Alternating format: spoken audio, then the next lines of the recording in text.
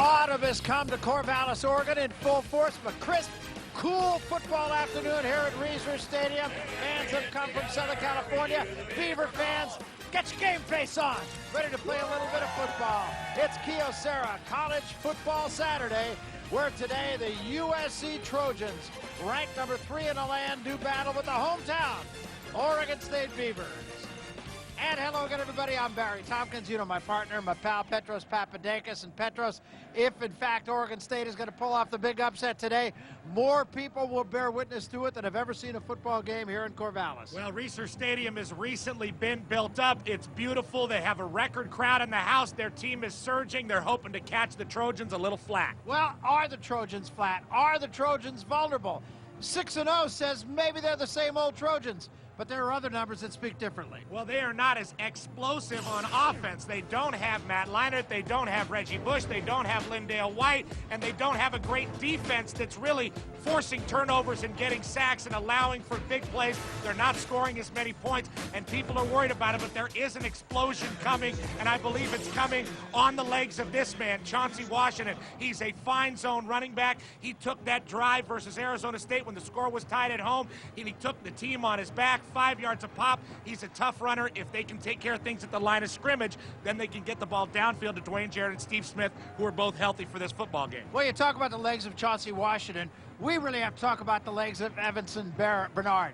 Will he be here? Will he provide the punch that he has all year for Oregon State? Well, he's really one of the best running backs in the Pac-10. He's been banged up all year. He's got a bad ankle. He's not dressed right now, wearing football pants. He's begging to play. We don't expect him to play, but Matt Moore at quarterback is going to play in this football game, and he has been making better decisions. Was getting booed earlier in the year here at Reser Stadium, but right now he's throwing less interceptions. He's one of those strong-armed, prototypical Oregon State quarterbacks, and he's very excited being a young man from Southern California taking on USC and getting the start at tailback in place of Evanson Bernard is Clinton Polk. He was recruited out of a JC in Arizona to be the backup for Evanson Bernard, and he's a guy that really has his work cut out for him, taking it into the teeth of a tough but not opportunistic Trojan defense. We're going to find out a lot about both these teams. We're going to find out if USC in fact is vulnerable. We're going to find out if those 2 road wins that Oregon State had recently really mean that this is an improving football team and that they can get it done. We're coming back at the bottom of the hour.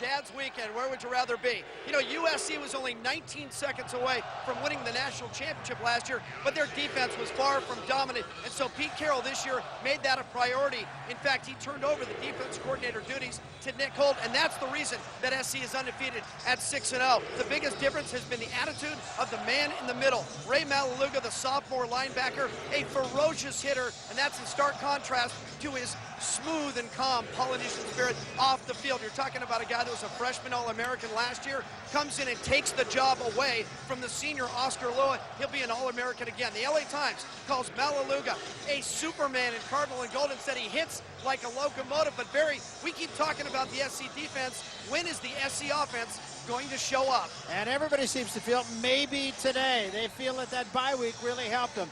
Petros, let's talk about the keys to success, brought to you by Pacific Life. Well, USC's defense is a lot better this year, but they're not getting a lot of pressure on the quarterback. They have to pressure Matt Moore more, and offensively they have to create big plays. They have to get the ball downfield and get their confidence up. They say they don't care what people say about them, but I guarantee you they're worried about not getting big plays. Oregon State, they got to keep their composure. This is a powerful football team, and they have to really relax and be a little bit calm in the first quarter, especially when you face a USC team, because USC is the premier team, probably the premier program in the country, definitely the premier team on the West Coast of the Pac-10. And of course, you want to keep the crowd in it. Get them involved and keep them involved. And the opposite is true for the USC Trojans. So again, and we talk about this a lot, getting out of the blocks early, very much a key factor. Want to remind you, we are brought to you today in high definition. Lots of orange and black in this place. It'll be crystal clear.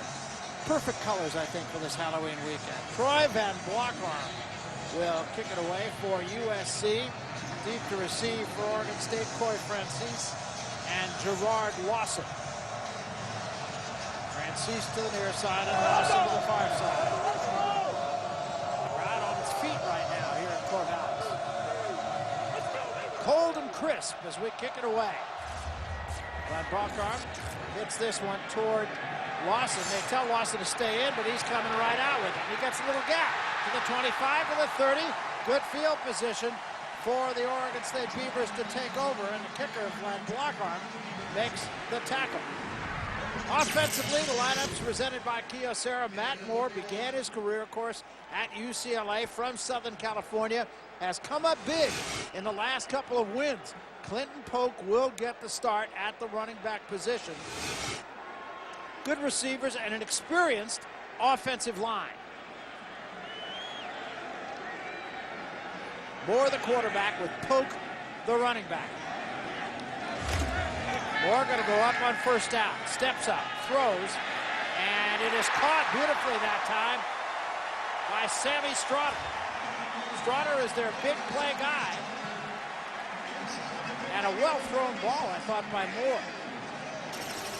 Evan Ellison, the safety, was on the coverage. Matt Moore calm in the pocket, keeping his composure like we talked about it. It's catches like that and plays like that on the field at Reser Stadium to get this crowd very involved.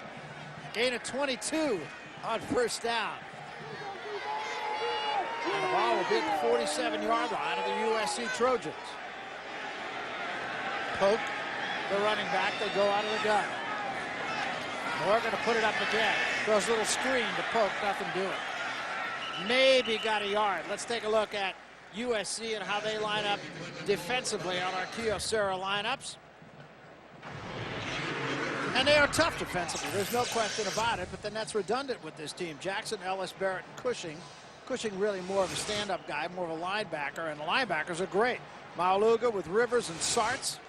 Secondary, Harris, Thomas, Ellison, and Mays.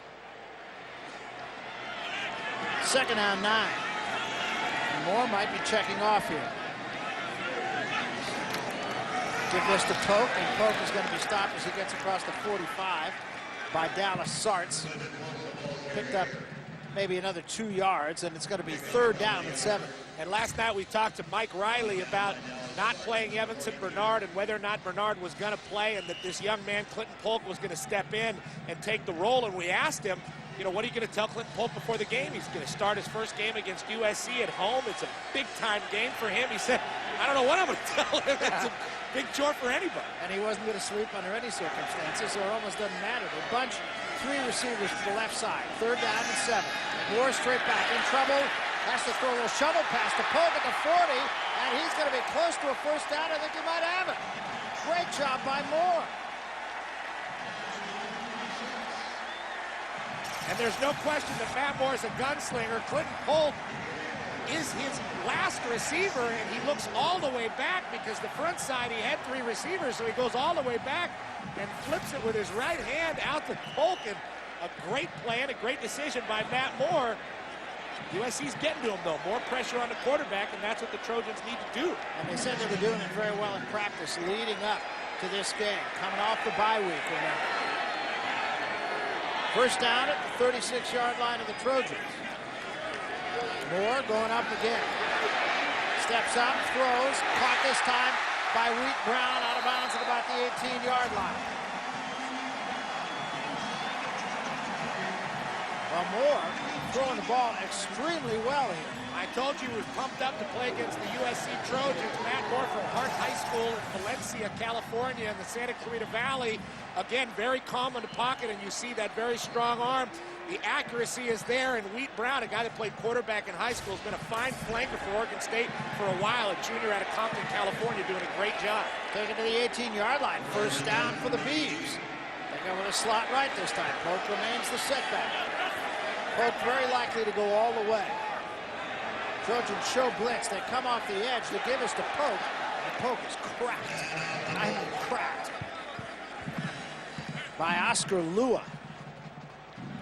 Now, Oscar Lua is the captain of this Trojan defense. Ray Mauluga sort of took his job, and Oscar's been a little banged up this year, but he's been making much better decisions, and a big hit there on Polk. And there's Mike Riley. They like to start fast, especially here at Research Stadium, to get all these Oregonians excited.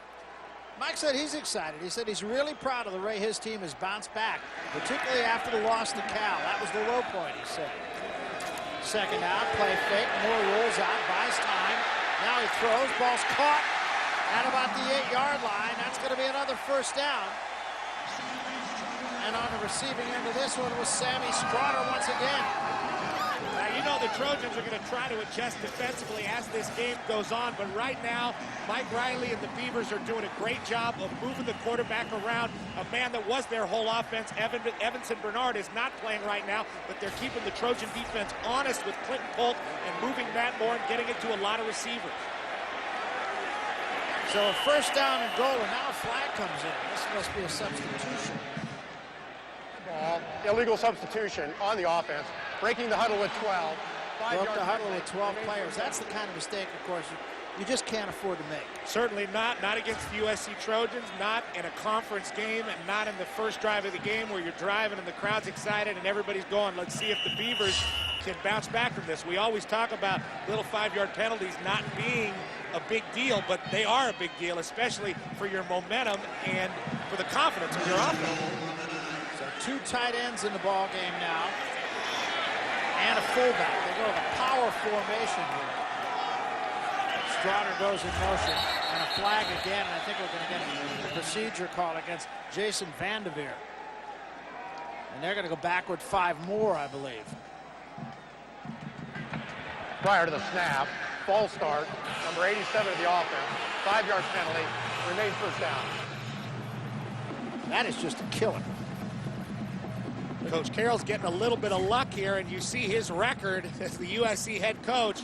Pretty good. They have been beyond successful. He has built this thing into kind of a juggernaut, just a bulldozer out on the West Coast, and these guys believe they're going to win. It doesn't matter what the game is and where they are and what the score is. They always believe they're going to get a victory.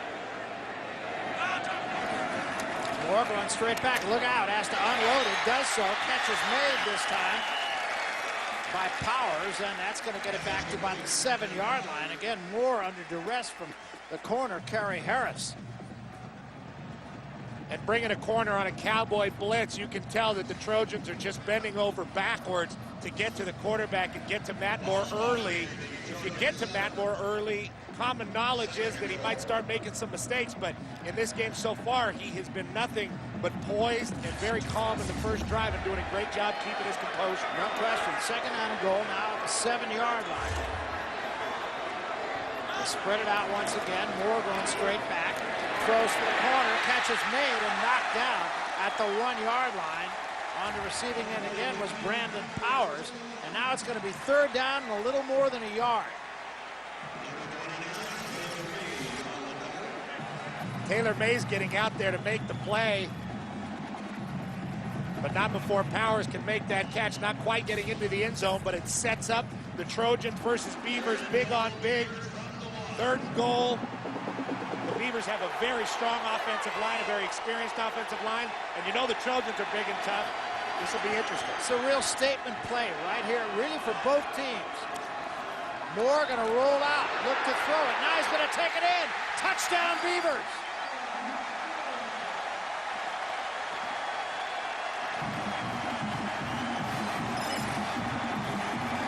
Moore a little slow to get up, now does. Oscar Lua popped him in the end zone, but I would say a pretty impressive drive. Beautiful drive by the Beavers, especially with the fact that they overcame 2 straight 5-yard penalties. USC's only allowed 9 first-quarter points all season. Great drive by the Beavers. And what a job by Moore, about as efficient as you could be. 7 for 7, 75 yards on that drive. Try for point by Cerna is merely perfect, and with 10:09 remaining to be played here in the first period, the crowd at Research Stadium is involved, and why not? Their team takes it 80 yards or 70 yards to score and leads 7-0.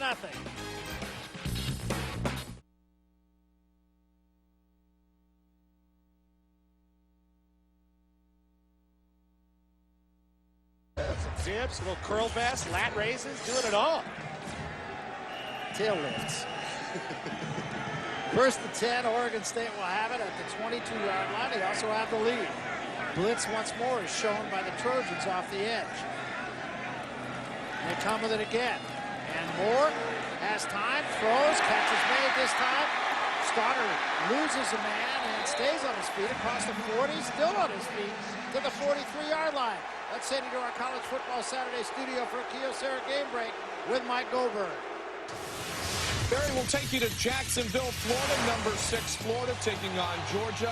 Urban Meyer opening up the playbook. Reverse to Andre Caldwell. Works. Gators lead 7-0 early second quarter. Believe it or not, Gators have won 14 of the last 16 matchups with the Dogs. All right, that's what do they call that? The greatest outdoor cocktail party They in the don't world. call that anymore. Like, oh, that's right. The university people. They have objected. changed the name. That's Now right. it's kind of like a soft drink hoedown. And I think that's what the students are doing, too. Indeed. Well, that play will be for naught. And once more, Beavers shooting themselves in the foot here, as they have done on a couple of occasions in this game. They've got to eliminate penalties. They have to get touchdowns. This is a Trojan team that is used to falling behind. Even with the great 2005 team the Trojans had last year, they fell behind big at Oregon and at Arizona State in back-to-back weeks. Came back to win those football games. The Trojans are composed. Now the Beavers have to get composed too and keep fighting. So now it'll be first down and 20 instead of a first down up the 41-yard line. Moore has to get away from trouble, and now he will just tuck it away and get it to about the 15-yard line. Picked up a couple of yards for his efforts. Chris Barrett ran him out. Pressure from Chris Barrett. Run out of bounds. And right now the Trojans relying heavily on middle linebacker Oscar Lua, who is playing a lot in this football game over Ray Maualuga, who Jim Watson was talking about at the beginning of the game. He's more of a reckless player, and sometimes with Ray Maualuga, you get the recklessness, you get the big hits, but you get missed assignments. Oscar Lua is not that guy. He is a more gap-sound linebacker, and he's playing a lot right now for this Trojan defense. Maualuga standing on the sideline. Again, Trojans showing blitz off the edge. And again, they cover the blitz off the edge. And it's picked up, and Moore now's got some room. He throws underneath a one-hopper intended for Stoddard, and Stoddard was right there and would have had the first down, but Moore just couldn't get his feet under him.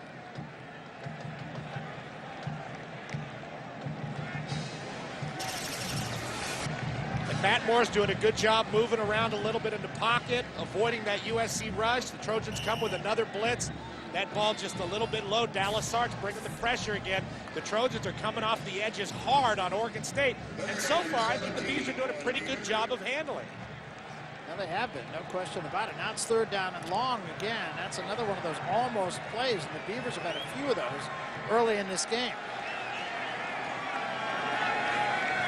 Slot left this time, 3 wide out. Straight back goes Moore. Moore throws a screen, forget it. USC is a very hard team to screen. Kevin Ellison was just right there. Well, we talked about Kevin Ellison, only a sophomore, but a guy that's very solid. Not practicing a lot during the week. He's banged up, and a lot of guys are around this time of year. He hurt his ACL last year versus ASU and missed the spring. But Pete Carroll loves this guy. His brother Keith, as you know, was a great linebacker here at Oregon State. And, man, have they had a lot of them recently. Well, Kyle Loomis will come on to do the punter, a guy about whom Mike Riley speaks in glowing terms. But he's only a freshman.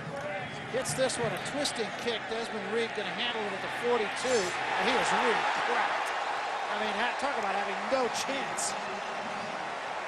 Savvy Piscatelli and Jared Lawson were right there to just undress Desmond Reed. Well, remember the last time we were here, Pete?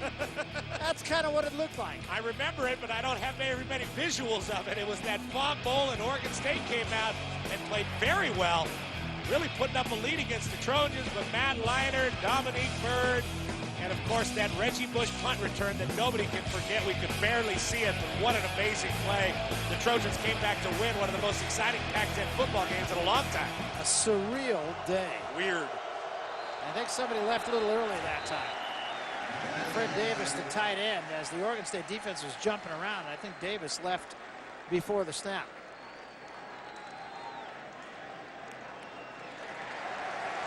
And that is the call. Watch the coverage here by Oregon State on that last punt. Beavers have always played good special teams. Well, we talked about Sabby Piscatelli, and you see Gerard Lawson coming down too, but Sabby delivering the blow. Sabby, 6'3", 225-pound senior out of Boca Raton, Florida. How do you end up at Oregon State, 6'3", 225 out of Boca Raton, Florida? He's always felt like he's got a lot to prove to those Florida schools because he's out here at Oregon State doing big things. He's going to be a big-time pro. I'll tell you in a minute how he wound up here. Here's John David Booty. Play fake, going to put it up. Halftime, throws underneath the tight end Davis, and the catch is made, but he's dropped immediately. Those guys, both he and Bernard, each went to Boca Raton High School. Best running back and an outstanding safety, and a guy who'll probably play at the next level because the associate athletic director here had a son who was a teammate of theirs at Boca Raton. Well, there you go. That's a good way to end up at Reser Stadium playing football for all the good people here in Corvallis, Oregon. And Sabby Piscatelli, a captain, athletic guy, a hitter, and also likes to put that gel in his hair. Get the crowd geeked up. That makes him a good guy. And with that, we come to the end of the first quarter, and the Beaver fans are loving what they're seeing. It's a 7-0 ball game. Oregon State leads it, but you know what? Could have been more than that, and that might leave some of the Beavers scratching their heads when all is said and done. But right now, doing a good job on both sides of the ball.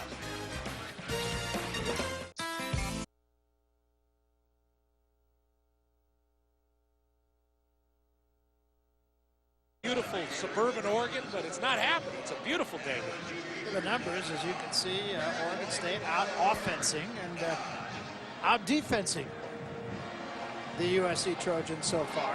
But you know, there's a long way. It is, and the Trojans haven't been very good running the football, and we talked about that in the open of the show. They got to get Chauncey Washington going. They got to get him the ball. They got to commit to it, get that offensive line going forward. They're -4 rushing right now. 2nd and 12 as we start the second quarter. Chauncey Washington is the running back. Short drop, Booty to throw, throws for Smith, makes the catch, and another first down at the 45-yard line. Keenan Lewis just unable to do any kind of business with Steve Smith. Let's take a look at our U.S. Bank Pac-10 Players of the Week from last week.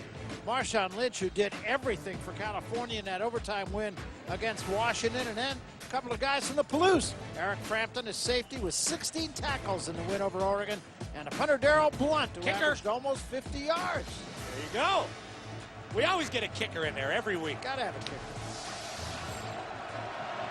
First down for the Trojans at the 43-yard line. Booty straight back again and throws a little screen this time. Washington will turn this close to another first down. Gerard Lee makes the stop, but two big plays back-to-back for the Trojans and back-to-back first downs.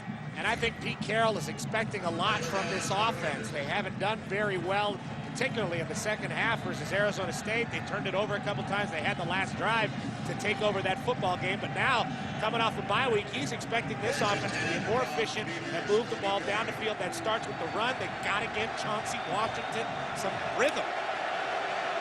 Washington, a lone setback here. Two tight ends, two wideouts on first down. They're going to get a freebie here as Oregon State jumped off sides. They'll throw it to the corner and knocked away nicely. A good defensive play by Brandon Hughes, but the penalty is going to go against the Beavs. And the Beavs are really self-destructing in regards to penalties early in this game. They're very jumpy. Defense, number 93, 5-yard penalty, remains first down. So Dorian Smith was the guy who was guilty of the infraction. There he is right there. You want to anticipate that snap count. You know you're going up against a highly decorated offensive line. These guys trying to get a jump, but a great job by Brandon Hughes timing it perfectly on Dwayne Jarrett. I mean, you're an Oregon State Beaver.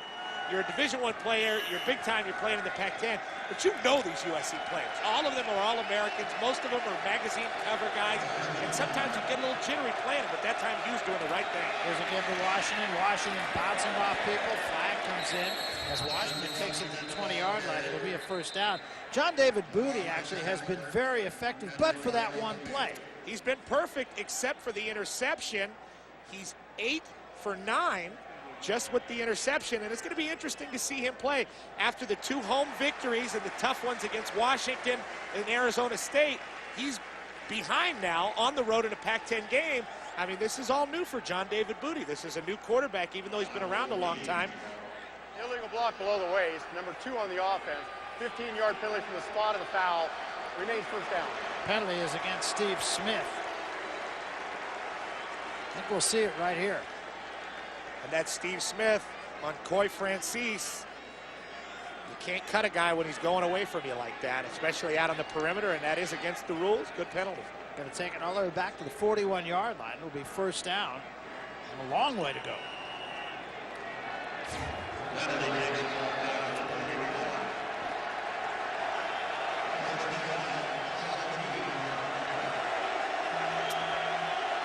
This time Turner lines up in the slot. He'll give once more to Washington, and Washington will get a couple. Get about 3 to about the 38-yard line. It's going to be second down and 14. And now the Trojans have 2 downs to take some shots down the field. They want to get Steve Smith involved. They want to get Dwayne Jarrett involved. If they want to go over the middle, they're going to get Fred Davis involved. But they need to protect John David Booty and really try to get some shots downfield. They do have the superior athletes out there on the football field. It's just a matter of getting them the football. But Oregon State right now, very aggressive defensively. Smith comes in the slot out of Wale. They split to the far side. They like to throw to him. Booty, this time going to loft it up for Jarrett. Makes the catch and is brought down by Francis. But what are you going to do about that? You can't defend that. Still going to be short of the first down, however. And there you see the ball coming out of Booty's hand again. A guy that just throws a very catchable ball in the football world. They say he can really spin it. And then you just see the fluidity of Dwayne Jarrett, almost like a ballerina going up and making that play. What a beautiful play to see in that Exmo. And Francis doing everything he can, almost a wrestling move to catch Jarrett and pile drive him down onto this field turf. But now the Trojans have a pretty manageable third down. Well, they do, especially since in this part of the field, there may be a flag down here. We're going to find out what the story is. It looks as though there is. But in this part of the field, this is generally 4-down territory. That penalty is declined. Third down. So it will be third down. There was an offside penalty against Oregon State. A lot of those. A lot of those. And what it's going to bring about is a third down and about 3.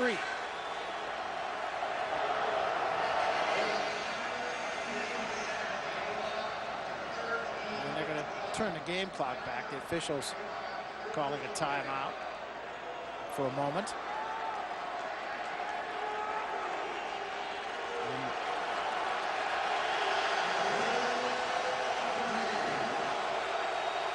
And now the official is going to run all the way over here and talk to the replay booth, probably about the clock.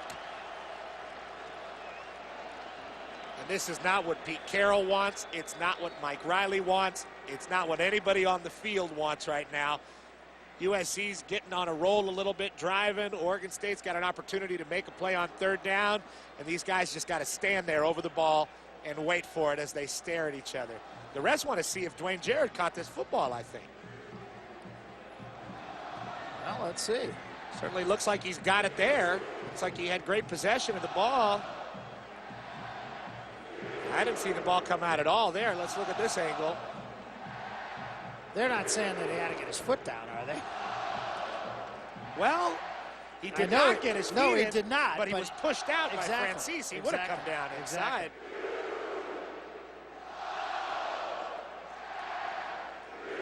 Francis basically picking Jarrett up and walking him out of bounds. And his elbow did hit before his feet. Well, it's going to be interesting. That's one I must say I didn't even think about. Not much escapes us. A lot gets by me. But you know what? Remember, there was a penalty against Oregon State on this play. So if, in fact, they take this back, it's still going to be +5 and a new down. Second down.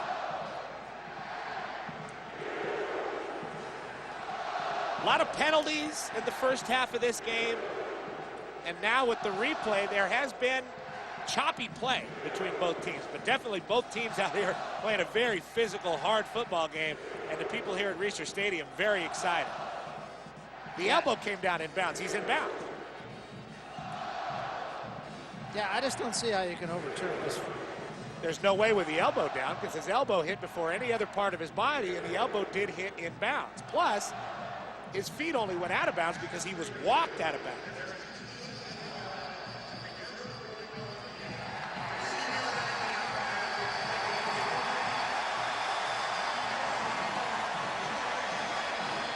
Well, they did say this is an incomplete pass. So now, of course, the Trojans will accept that penalty.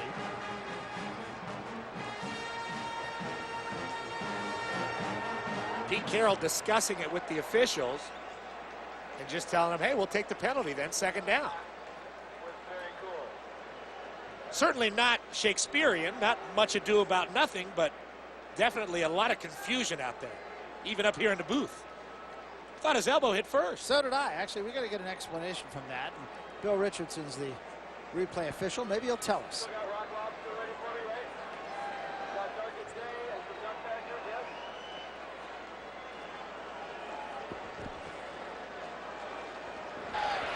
Because the ruling on the field was reversed, USC had their penalty option on the offside again. They elected to accept the penalty. It'll be second down, 5 yards in advance of the previous line to get. So after all of that, it's going to be second down and about 9. Now here's another look. What landed first is the question. And his foot landed first out of bounds, and that's the reason for the call. Not even simultaneously? No, I can't give you a second. Always wrong. Second and 10 after all of that. Smith in motion. Give it this time to Washington, and Washington will get to about the 29-yard line. He picked up about 4 yards. Dorian Smith makes the stop for the Beavers. It'll be third down and 6.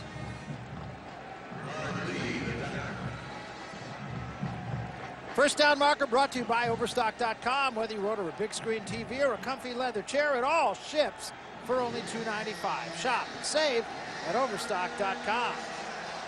Now it's third down and 6.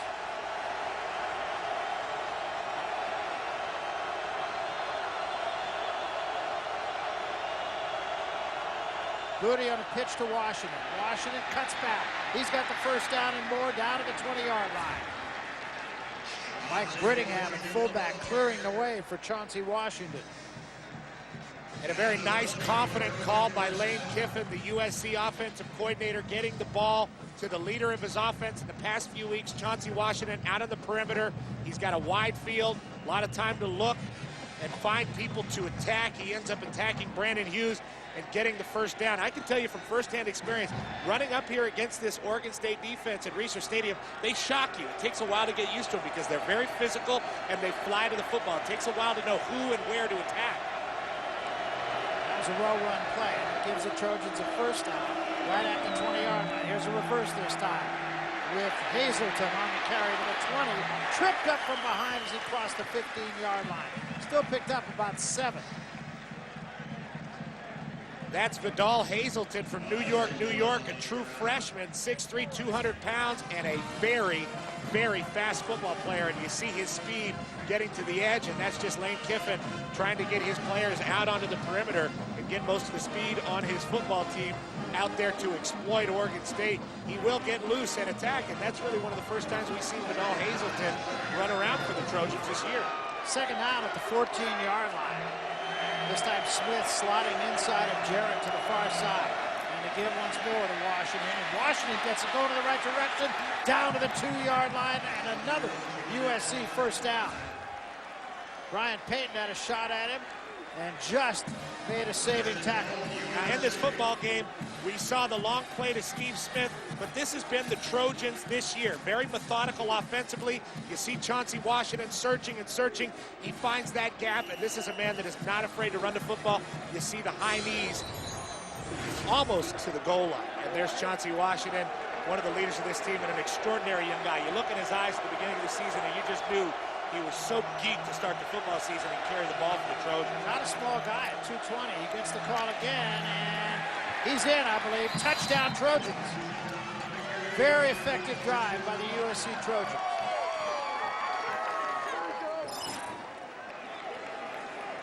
And they did it quietly, and they did it by getting the ball to Chauncey Washington and let him soften that Beaver defense. Chauncey Washington, you said, not a small guy, Barry, 220 pounds, but he runs even bigger than that, carrying Sammy Piscatelli, another big guy, into the end zone for the touchdown for the Trojans. And now, after all that hoopla, USC has tied this game up. Oregon State missed a couple opportunities.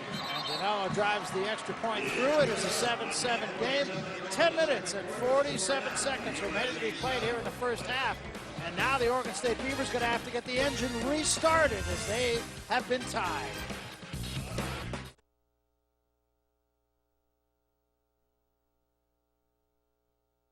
The history of our broadcasting career here. That took a while.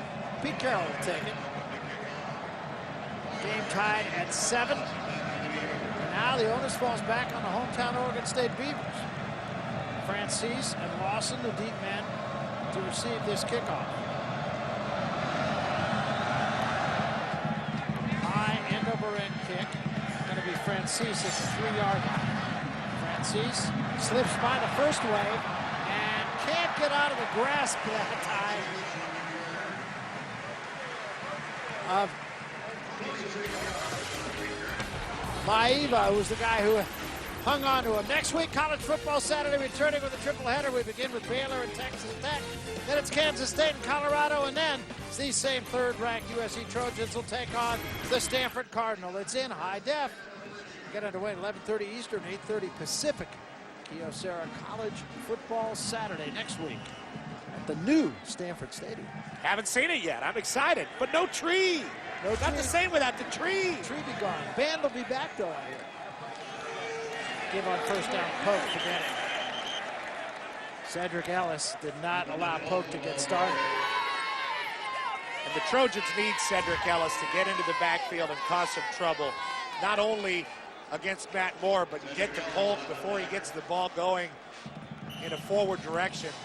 Cedric Ellis is really one of the best players on this Trojan defense, 6'1", 295 junior, and he is their best defensive lineman. He was hurt earlier this year, and the Trojans really missed him. Didn't play a couple games. They missed him bad. Second down and 12, a loss of 2 on first down.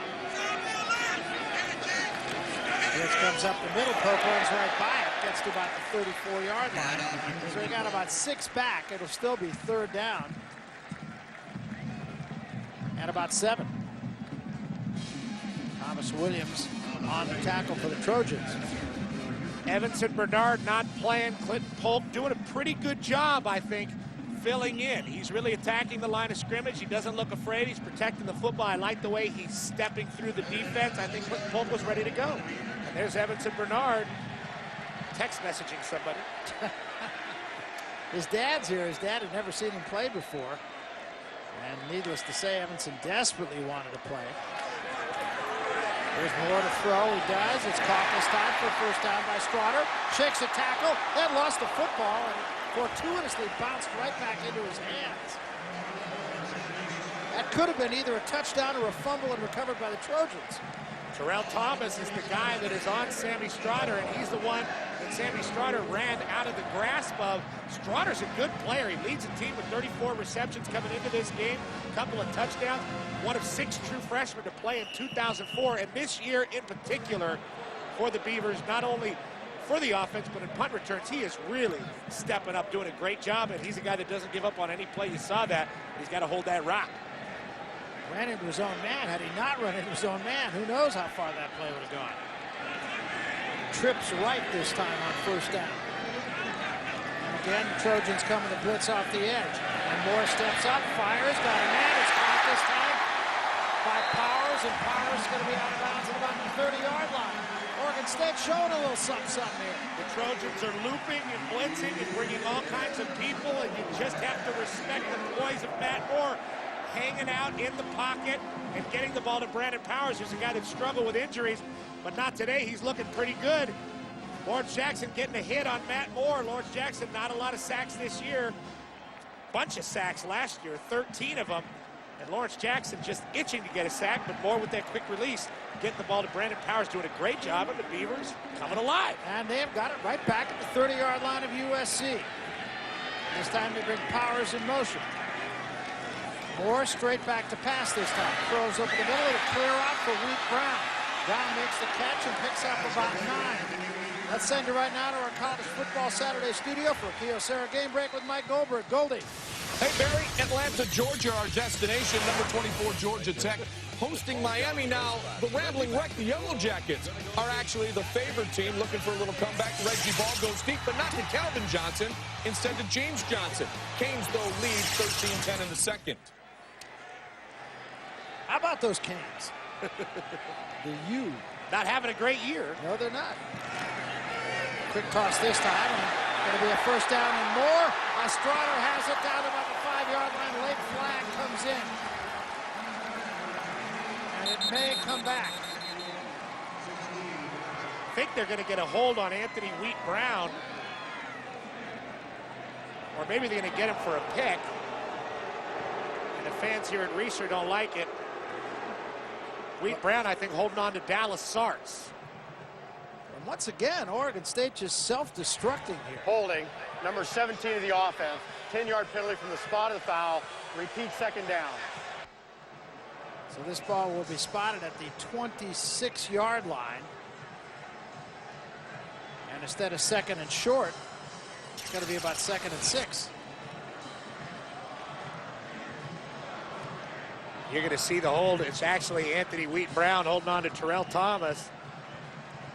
Strotter getting that ball upfield with purpose. You know, I haven't seen Matt Moore look this comfortable since he was playing at Hart High School in Southern California. He looks very good in the pocket. Well, and he has in the last 2 road wins. Again, the Trojans show blitz. Now they back out of it. Moore straight back. And has to throw it away. The intended receiver is Anthony Wheat-Brown, who slipped on his route. And Moore wisely threw it away. And this is the first time the USC Trojans have played up at Reeser Stadium when they have field turf. The last game up here we did in 2004, Barry, I know we couldn't see the field much because of all the fog, right. but that was that artificial turf, and they were one of the last Pac-10 teams. They had a beautiful new artificial turf, and then the field turf technology came about, and it prevents injuries, and it's so much better than the artificial turf. They made the change right before last season. This is the first time Pete Carroll and the Trojans are seeing it. But Wheat-Brown that time, the one slipping on it. And now a 3rd down and 6 again. Another big play here for Oregon State. 4-man rush this time. Moore steps up in trouble, and he's crushed back at the 30-yard line by Fili Moala. 7 penalties so far in the ballgame for Oregon State, and that's the story of the game for them. The penalties have hurt them, and the blocked field goal definitely hurt them as well. Fili Moala kind of hanging out at the line of scrimmage, battling, and once more steps up. Moala's able to come off the block and make the sack. A nice physical play for a guy that only has 7 tackles this season.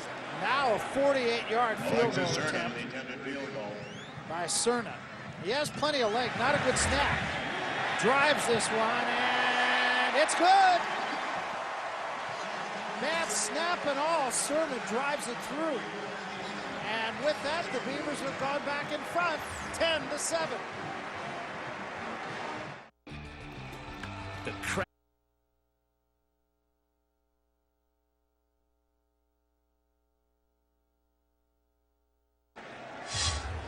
This one's going to be a 31-yard effort. We know about Cerna's leg. Got a very strong leg. Last time I said that, he got the kick blocked.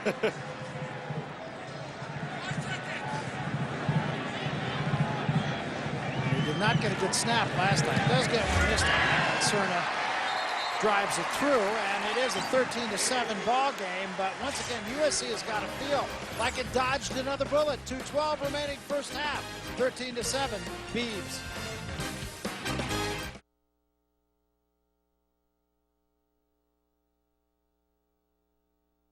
Just 6. Well, tomorrow, be there live for the first show that breaks down the new BCS ratings. The official BCS ratings show exclusively on FSN. Find out who's moving up, who's moving out, and who's moving on toward a higher berth in the BCS Bowl game.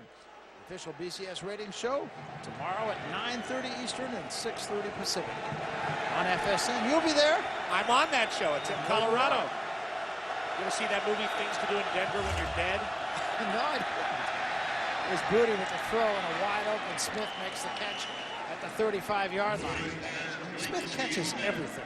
Yeah, he's just a big-time player, making big-time plays for a big-time team. But this is a game that is really going to test John David Booty's poise and leadership. This could lead to a defining moment for him as a Trojan. We'll see how it goes on here. But here's a guy on the road into Pac-10, loose trailer. First down at the 36-yard line. Give this time to Washington with a nice little cutback. And the ball might be loose again. And Oregon State's got this one also.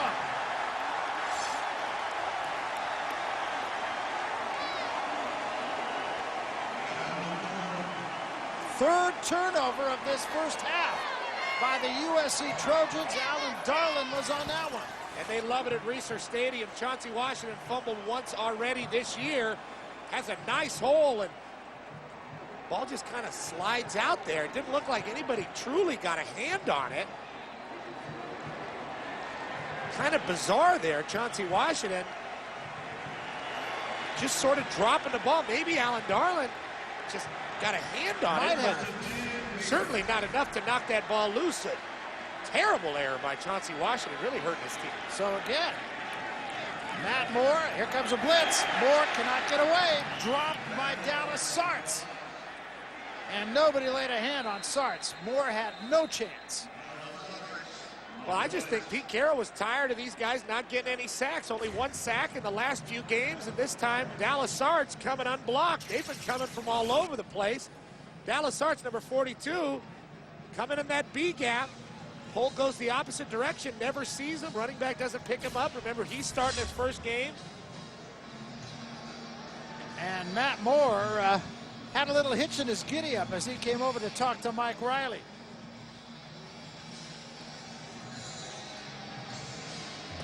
College Football Saturday on FSN is presented by Cell Phone Karma. It's real. Kyocera Wireless reminds you to please dial responsibly. And brought to you in part by eHarmony.com. Are you ready to fall in love? By Aflac. Ask about it at work.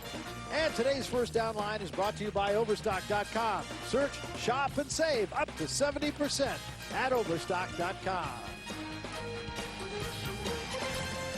Well, Oregon State used a timeout here. They are now looking at a second down and 18. Sartz just blew in unblocked. Sartz, of course, his dad played right here in Corvallis for the Oregon State Beavers. He doesn't care.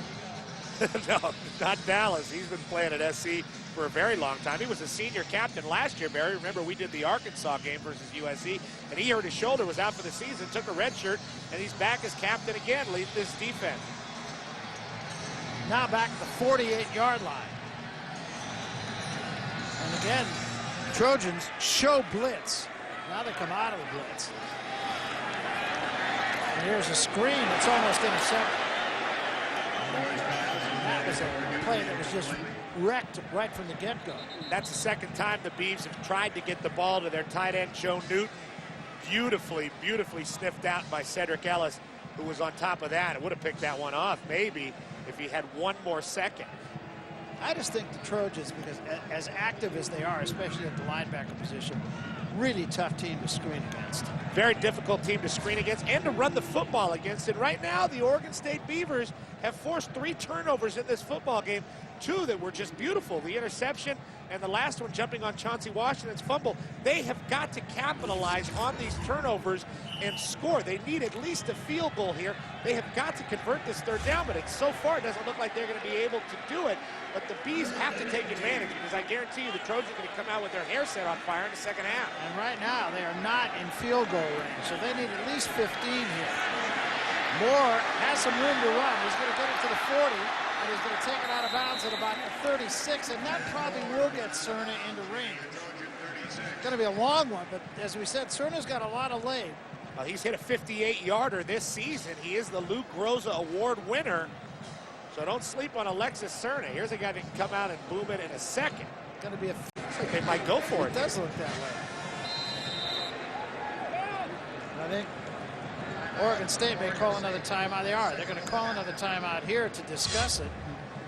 I would have to think they would give Cerna a shot. It's 4th down and 6. So a real decision here for Mike Riley. You know, we talked about the team that Dennis Erickson put together here, and the 2 receivers that he had here are now playing in Cincinnati, and they're catching balls thrown by this guy who played at SC. Carson Palmer, one of the great quarterbacks in the NFL right now. TJ Houshmandzadeh, championship, taking the ball into the end zone, and he was a great player here, very competitive, and everybody knows that guy's a competitor. Didn't have the blonde mohawk when he was playing at Oregon State, but definitely a boisterous young man, Chad Johnson. These guys are just awesome right now for the Cincinnati Bengals. Carson's got a couple beeves out there to throw the ball to. Yeah, he does.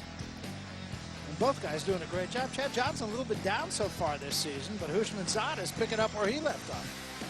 And he's a big, strong receiver, too, and always had that crazy ponytail flying out the back of his helmet. Yeah. And those guys, I mean, nobody talked more trash to us. I mean, we played up here in the year 2000, and Carson and I were just shocked the way those guys were talking. And you know what? They shocked us by beating us as well. That Oregon State team was great. Nobody knew how great they were at that point because that was still very early in the season in 2000.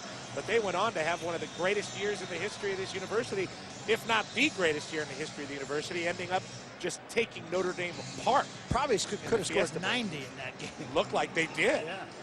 I mean, they ran out of end zone celebrations and scored so many. Well, Cerna is going to try this, the 53-yarder, and he's got more than enough leg. Now, the snaps have been all over the place so far, and he has had one blocked. So a 53-yard effort, which will give the Beavers a lift, and he's got plenty on it. It looks good.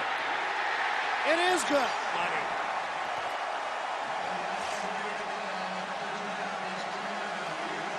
And who could forget the start that he had, missing extra points and field goal tries at LSU. Look how Alexis Cerna has bounced back. His team leads it.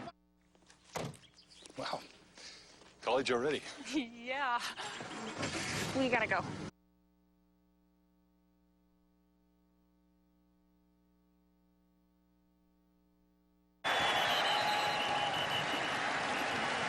So Cerna doing his job. He's my MVP so far.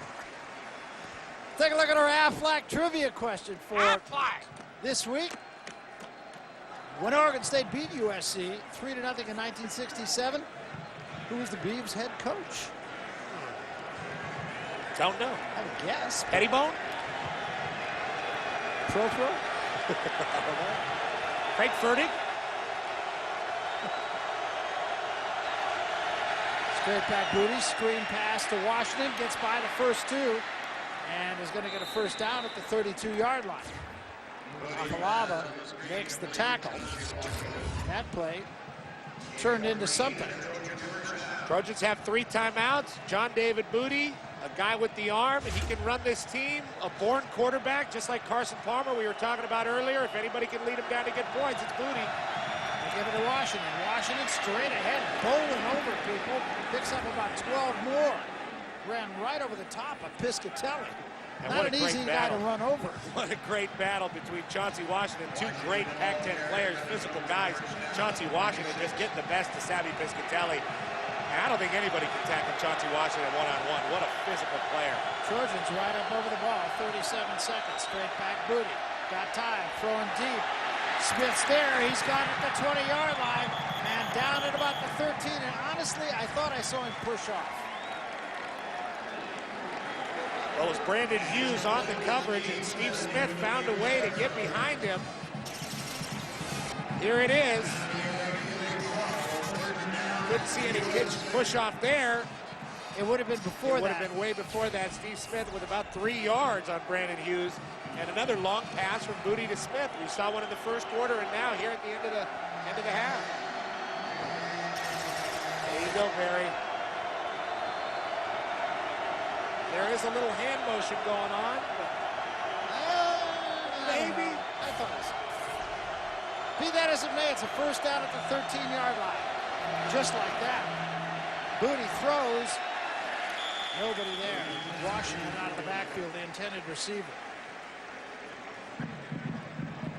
Smith now 5 catches in the game for 137 yards. And he's had some big games this year. He is USC's leading receiver. 14-yard average, too. Still 24 ticks remaining here for the Trojans to get back into this thing.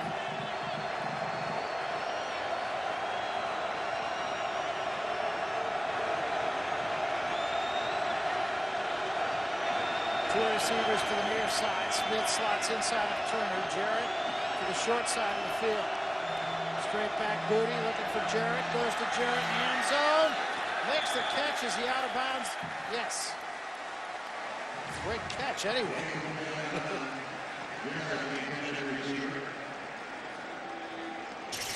And just the fluid athleticism of Dwayne Jarrett is really something to marvel at.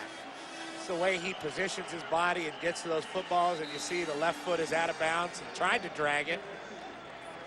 Didn't really hold on to the ball either, but just getting to that football. Trojans will call a timeout here. Great effort nonetheless for Jarrett. Wow.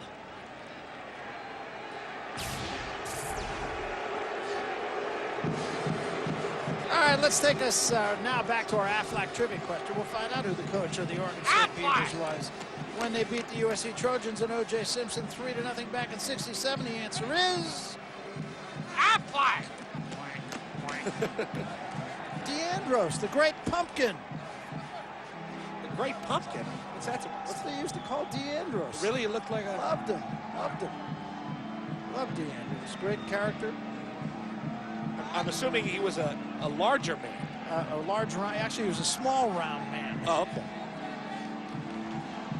He used to say he used to run out on the field ahead of his players, and he said the first player that beats me out on the field loses a scholarship.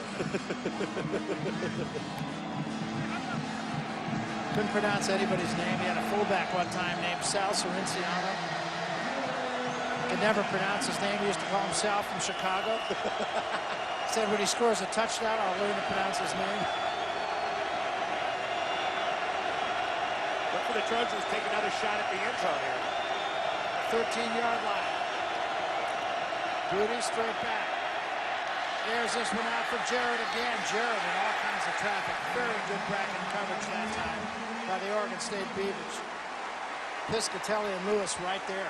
And if there's two guys that can cover Dwayne Jarrett, it's Piscatelli and Lewis. Jarrett coming to the corner. Booty lays it out very well. He's an accurate thrower, and the ball is right there for Jarrett, but Savvy's on him, and so is Keenan Lewis doing a great job. But they force USC to have the field goal. But, you know, USC, a little bit of a victory getting a field goal here. They got the ball down the field in a hurry. Absolutely. Danilo will try this.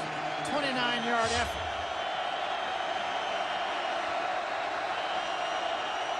Out of the hold of McDonald.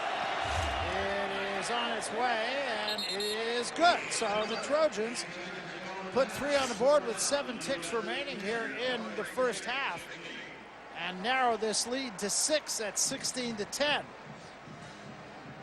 Jarrett, despite the double coverage a moment ago, almost made this catch. Well, he's made more spectacular catches than that, and the ball, once again, perfectly placed by John David Booty. Kind of bounced around the chest of Jarrett, and Savvy Piscatelli, a big guy, bearing down on Jarrett. Lewis is there as well. And I don't blame USC trying to get the ball to Dwayne Jarrett there, even though there was double coverage. And look at the numbers. Look what Dwayne Jarrett has in conference history. One of the all-time great receivers.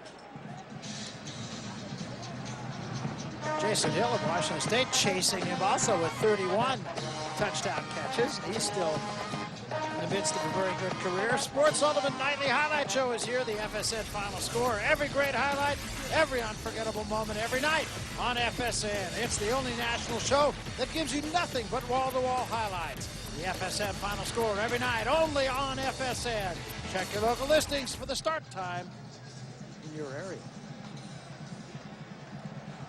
Francis and Lawson will receive this kick, assuming they get a chance.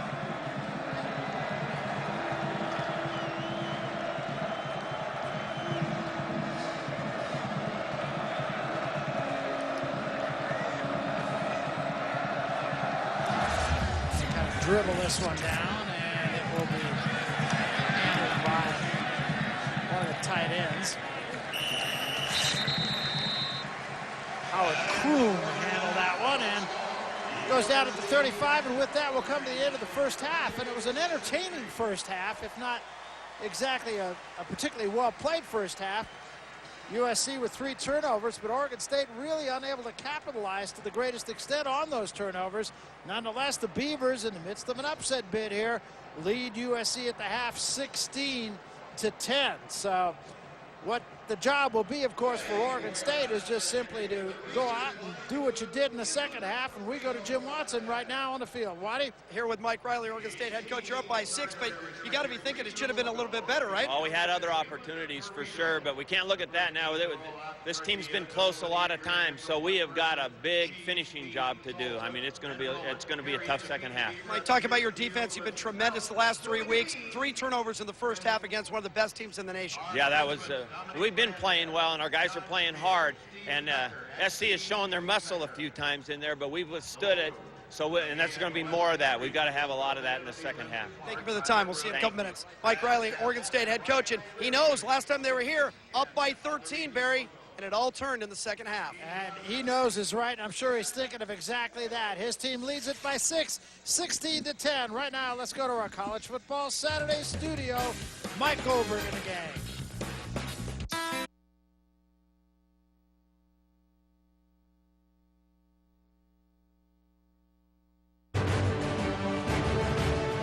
Welcome back to Research Stadium here in Corvallis. Barry Tompkins, Petros Papadakis alongside Jimmy Watson on the sidelines. And I suppose the question going through our minds and everybody's minds in this building is, can the Beavers hang on? Can they? Well, I believe they can. Right now, during halftime, Mike Riley's telling his team, forget about the first half. Don't worry about it. We missed some opportunities. We're in the lead. We can win this football team. Pete Carroll's saying the exact same thing. Forget about the first half. We turned the ball over. We gave them some opportunities. We can win this football game. So both these teams have great belief coming into the second half. But everybody in this stadium is wondering, can the Beavers hang on and keep the Trojans out of that end zone and continue to score themselves? They got a good field goal kicker. They're playing good defense. And offensively, they're doing pretty well. Matt Moore's doing great. Let's look at the eHarmony stats right now. Are you ready to fall in love? Yes, I sure am ready to fall in love. And the Trojans are running the ball a little bit better with Chauncey Washington. Oregon State has got to get the running game going, but again, Evanson Bernard not playing in the football game. Clinton Polk is the one moving the ball down the field in the run game. Passing yards, John David Booty looks pretty good. He had the one bad interception and a fumble. Matt Moore's playing the game of his life, but there you see the 3 turnovers by the Trojans really hurting them.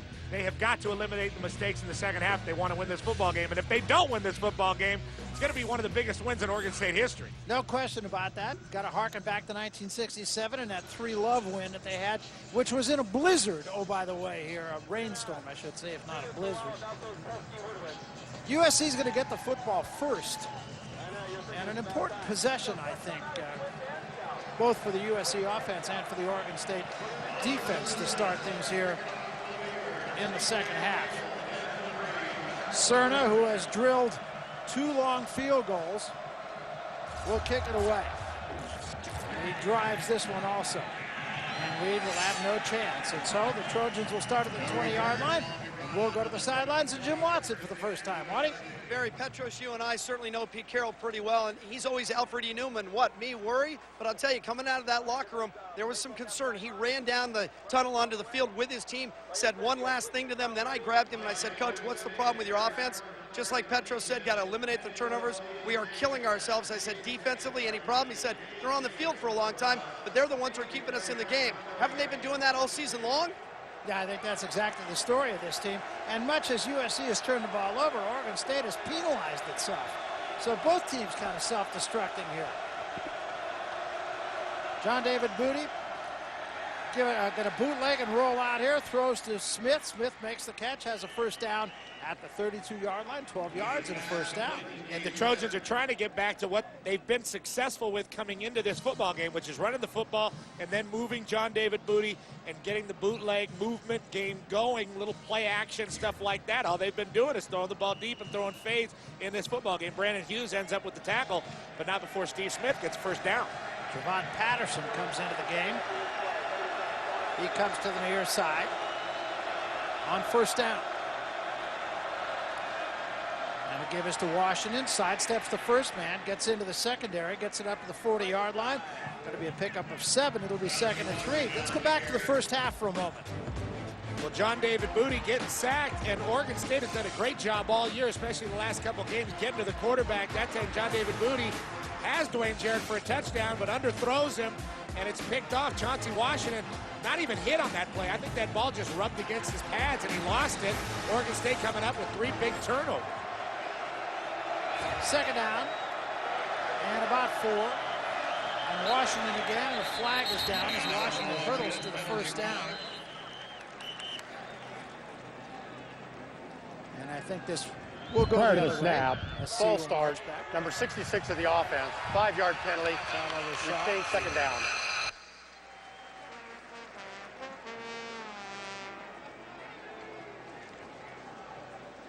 So it'll be second down all over again, but this time it'll be second down and 8.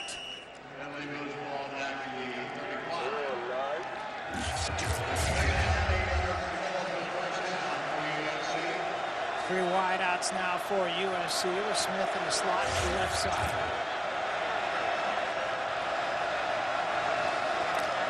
Washington again. Washington tries to cut back, can't do it. Stop at the gain of about a yard. Just across the 35 by Alan Darling. And if the Trojans want to control the football in this game, if they want to one-play action, if that's how they want to get back in the football game and get the ball to Chauncey Washington, they can't have offsides penalties, they can't have illegal motion, they can't have holding, they can't have mistakes. They have got to not be like Oregon State was in the first half and penalize themselves, as you put it there. Third down and 7. Trojans 3 for 5 in third down situations. And a blitz shown by the Beavers. Let's see if they come with it. They do come off the edge. Booty throws and had to unload earlier than he wanted to. Could not get the ball to Smith.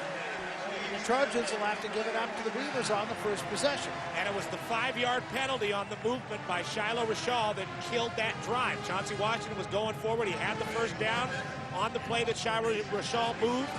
And now the Beavers get the ball back and they give it back to Matt Moore, who had an incredible first half. Well, look at the numbers on Sammy Strotter. Almost 18 yards per punt return.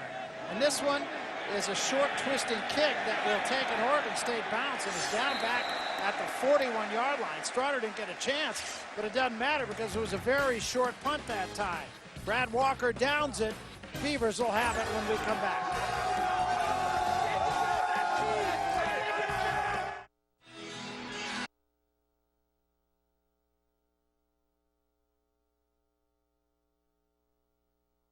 The second half, and they start in very good field position at their own 41-yard line. Polk all the way at running back for the injured Evanson Bernard.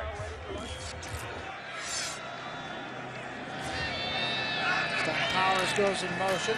The give is to Polk, and Polk will get about 2. About the 43-yard line. Kevin Ellison on the stop for the Trojans. Ray Malaluga is back in the ball game now for USC. He did not get a lot of minutes for some reason in the first half. Well, they just don't like his recklessness. Sometimes it's good. It makes plays and he causes fumbles, but teams have been able, especially in the Pac-10, to get Ray Malaluga to bite and to miss his coverage, and it's caused some trouble for the USC defense. But he is the most athletic player out there, and he's got the most upside on that defense, but not as disciplined as they like him to be. Maybe the middle's not the place for him. Second down and 8. Again, they show blitz. They come with a blitz. Moore has to unload it quickly. Does goes for Strotter, and Strotter makes a magnificent catch at the 21-yard line. But Matt Moore is coming off just playing his best and most important half of college football. I wondered how he would handle the second half. Well, he makes a beautiful throw right over Kerry Harris, straight to Sammy Strotter, who had a great first half as well, and a beautiful catch. And those are the type of plays you have to make if you want to win this huge football game if you're a Beaver. So here come the Beavs again, 37 yards on that. Stoddard now over 100 yards in receptions. Again, they show blitz at the 20-yard line. They come off the edge. Polk gets the call straight ahead to about the 17. Polk is not a fancy runner. He's pretty much get the shoulders straight and go in the right direction. Well, sometimes even if you're a fancy runner, you don't get to be too fancy in your first start. You want to cover the ball, you want to protect the ball, and you want to make sure you hit the right hole. Ray Malaluga that time getting a pretty nice hit on Polk. Picked up 3. It's 2nd and 7. Ball at the 17-yard line. Trips left this time. 3 receivers to the left side. Polk again. Polk bouncing outside. Gets down to about the 10. It'll be a little short of the first down, I think. Maualuga makes the stop again. And even though the run game has not been fancy for the Beavs, without Evans and Bernard in the first half, now into the third quarter, they've gotten positive yards. They've done a good job running the ball, and I think Polk has done a great job in his first start, getting the ball upfield and really falling forward, finding positive yardage. 3rd down and a yard. Huge play right here. Got to run. Got to make a statement here at home. Moore, give it to Polk. He's got the first down. And I think you're absolutely right. Well, Mike Riley learned from his mistakes in the first half. On the goal line a couple times, they did not run the ball. They were able to get the 1 touchdown with Matt Moore on the bootleg. But they need to trust their tailback. Evanson Bernard is not in a uniform. He's not looking through a face mask today. He can't help you, but you have this very exciting and strong offensive line. They're going forward, and you see Evanson Bernard. He's into the game, even though he's not looking through a face mask. He wants to see Polk succeed. And Polk has, and especially in this drive. No gain bigger than that last one. First down and goal at the 8-yard line. Straight back Moore with time. Throws end zone. Caught! Touchdown! Joe Newton, the tight end.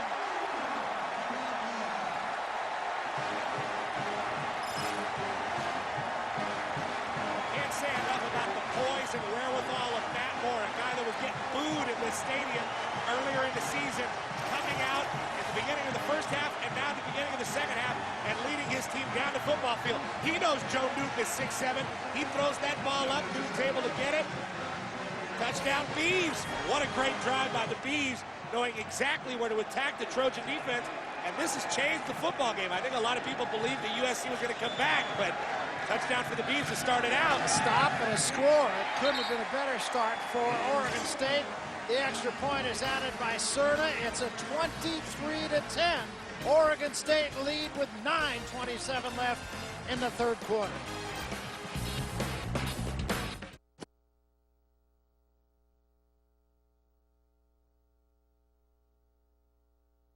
If the team you're playing against on the road scores touchdowns and dismantles you, might not win that football game.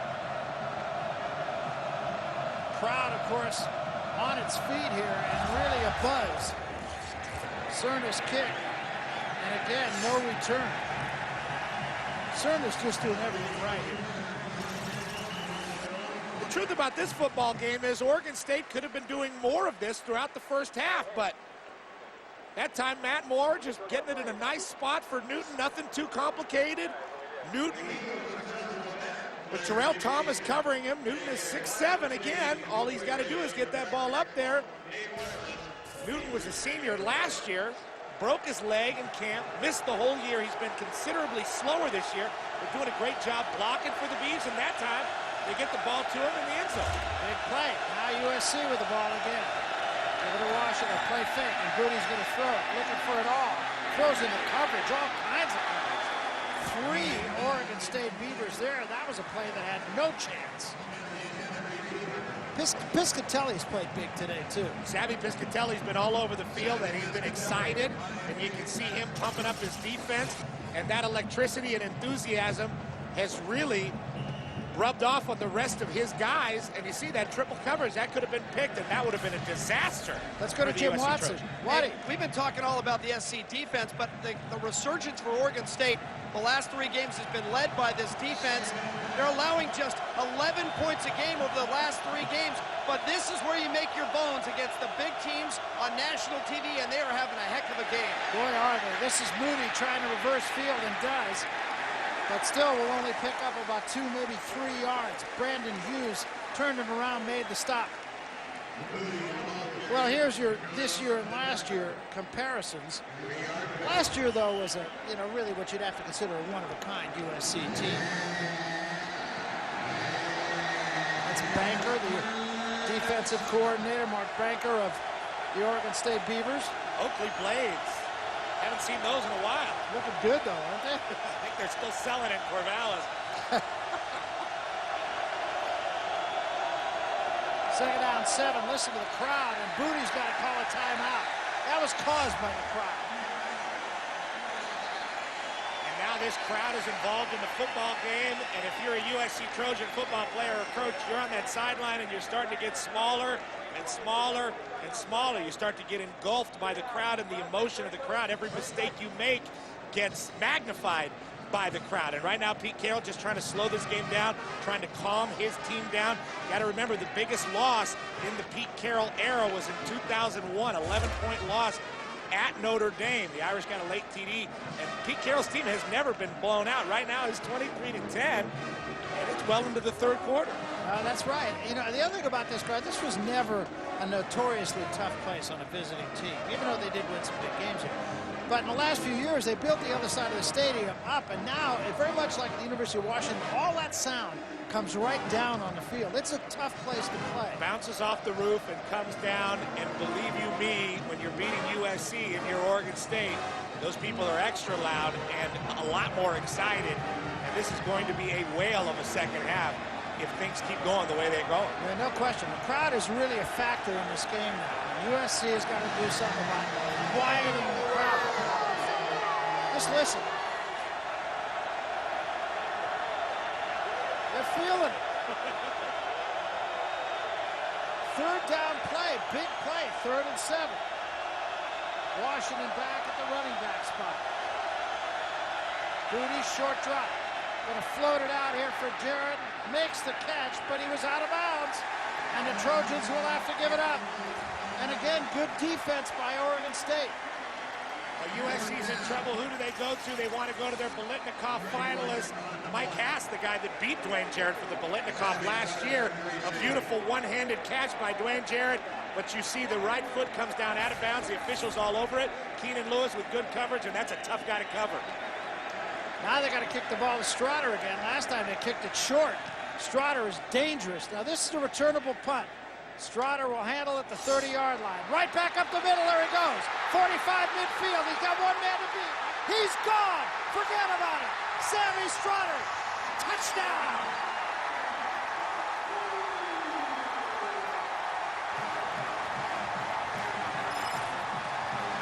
If they weren't feeling it before, they're feeling it now. And that play was created by Gerard Lawson, a cornerback with a beautiful block on Ray Maualuga, knocking him over. Maualuga had missile lock between the 1 and the 9 of Sammy Strotter. Once he was out of the way, Sammy Strotter was able to express himself down the field and get to the touchdown, a special teams touchdown. Turnovers by the Trojans. The Beavs are really, really looking strong right now. I'm telling you they are. Cerna on to try to make it a 30-10 ball game. And there was no doubt about that one from the minute he got by that first wave. Oh, we told you he was tough. We told you it was returnable. He is, it was, and it's 30-10. 7:55 to go, third quarter. Beavs on the verge of the biggest upset of this college football season.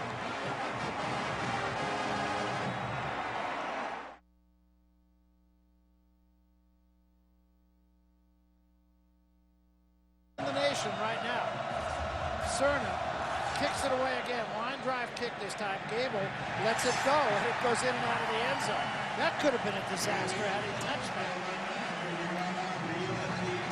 Now check out the punt return. There's Ray Maualuga. He's going to get blocked there by Gerard Lawson, the law dog Lawson, taking out Maualuga, and that gives Strotter the ability to get up the football field, and then Daniel Drayton is going to come here and put another beautiful block.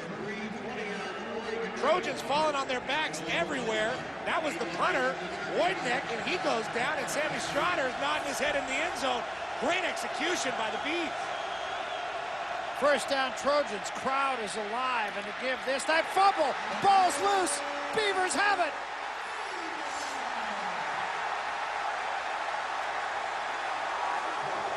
And it's going from bad to worse for the USC Trojans. And now you see something happen to USC that hasn't happened since 2001, since Pete Carroll came into this program and took it over. You're starting to see this Trojan team self-destruct, and there's Chauncey Washington trying to hang on to that football, and a huge play. Isaiah Cook is the man that falls on it, McCoy Francis forcing the fumble with the hit on Chauncey Washington. and this Trojan team is starting to fall apart. And now a real opportunity for the Beavers to just drive a nail into the casket here. Now the Trojans have been vulnerable. They've had tough games with Washington State. They've had tough games versus Arizona State and Washington. But here they are on the road, and somebody is getting to the Trojans and forcing them to make mistakes. And it's Mike Riley's Oregon State Beavers. So Moore at the 25-yard line. Another great opportunity. Play fake. Moore rolling to his right. Throws. Got a man caught by Wheat Brown out of bounds at the 10-yard line. Right now, let's take it to our College Football Saturday studio for a Kyocera game break with Mike Goldberg. Mike. Well, another OSU having great success today. How about the Ohio State University? Number 1 Ohio State taking on Minnesota. Chris Wells finds the end zone, fourth quarter, 37-0 Buckeyes. Now, it will be truly a November to remember, starting Thursday with West Virginia, Louisville, and don't forget the 18th, Michigan at Ohio State. But the story of the day taking place right here in Corvallis, Oregon at Reser Stadium. First down, Beavers at the 10-yard line. Moore give it a Poke. Poke tried to bounce it outside, gets inside the 10, down to about the 8-yard line. Positive yards once again for the Beavs. And Clinton Pope, Ray Malaluga coming over to make the tackle. 7 games in, and you look at this USC team, they still do not have an identity. In a way, they're still living off that 03, 04, and 05 credit. You know, this is a team that has not jumped out at anybody. Sure, they're undefeated here in the middle of the season, but they're being exposed right now by the Beavs. Second down, the ball at the 8-yard line.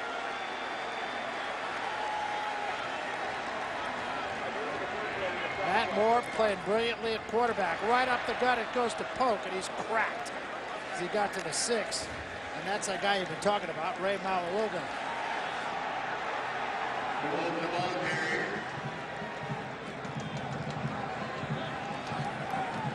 See these numbers, 27 straight Pac-10 wins, 18 in a row on the road. Or rather, 13 in a row on the road in the conference, 18 in a row on the road, all told. Third down now, and goal, ball at the 6-yard line, and a big play right here offensively for the Oregon State Beavers. Stack the receivers to the left side. Now they've been powers in motion. Moore straight back, 4-man rush. Moore was going to run, and he is going to run. And he dives down at the 2-yard line. He might have had a chance to get in. Maybe he left his feet a little early. Looked like his shoulders got a little bit in front of his body, and he stumbled. He wanted to dive, but I don't think he had the momentum in his legs to make that dive. But Matt Moore doing a good job holding on to that football, not throwing an interception, showing a little bit of happy feet, but Oregon State's got a chance to add to that lead. I kind of thought that might have been run all the way. It looked to me like it might have been a quarterback draw. So Cerna will try to add 3 more here.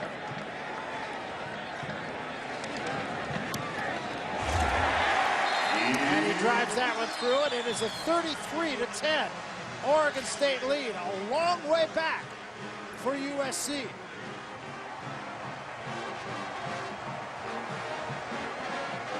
Well, it's going to test the mettle of a team that has been a powerhouse for the last several years. Well, it really would be a miraculous UCLA-esque 2005 comeback, and we saw the Bruins do that a couple times last year. Here's the second half highlights thus far. The beautiful throw from Matt Moore to Joe Newton, and then this great punt return from Sammy Strotter, which seemed like it just stabbed a dagger into the heart of the Trojan team. But the Trojans with a little bit of a victory on the goal line stand following this fumble by Chauncey Washington. All the great work Chauncey did 2 weeks ago versus Arizona State, gone with a couple fumbles in this football game. But the Trojans, a little bit of a victory there with the goal line stand forcing a field goal. Maybe that gets his team going. Been a few years since these Beavers have had a big win against the top 10 team back in 01 against Washington, ranked number 8 at that time. Trying to do it here to number 3 today.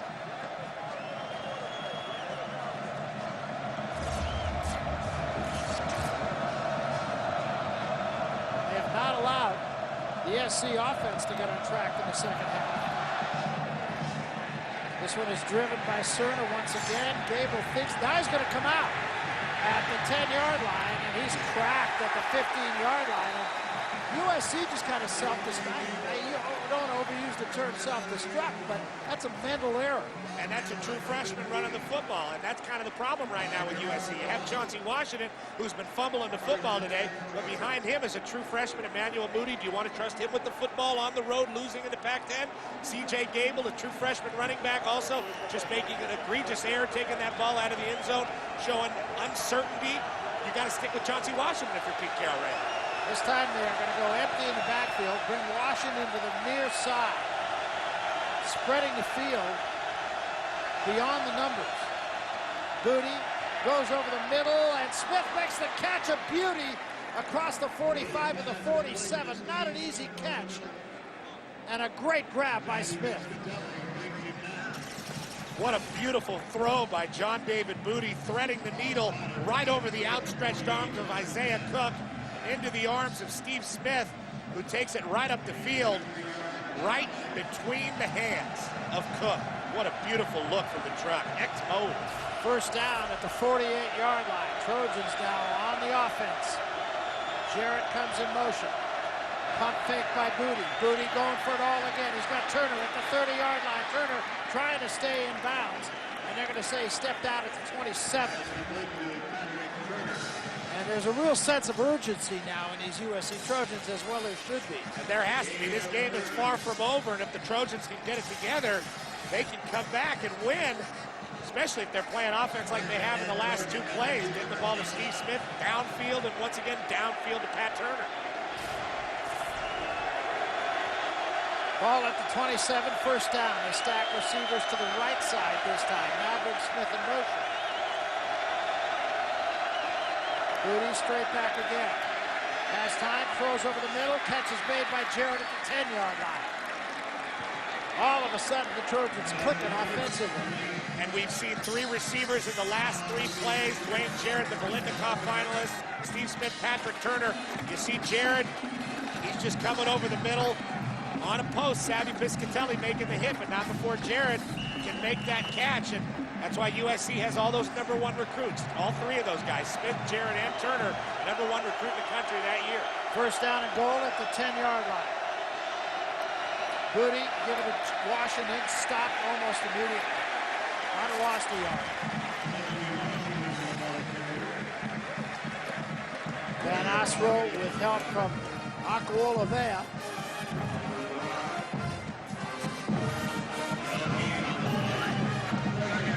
And right now, USC needs touchdowns. They have to clock watch, and they need touchdowns because nothing's been slowing down Matt Moore and his offense. The Trojans have to clock watch, and they have to score touchdowns and get the ball to their stars. 3:15 remaining, third quarter. Moody in at the tailback spot now. Moody straight back to throw. Throws the end zone, nobody there. Man held up the line of scrimmage. It was Davis who was going to be the intended receiver. Darland doing a pretty good job on Davis. Just kind of held him up, never let him into his route. Now it's third down.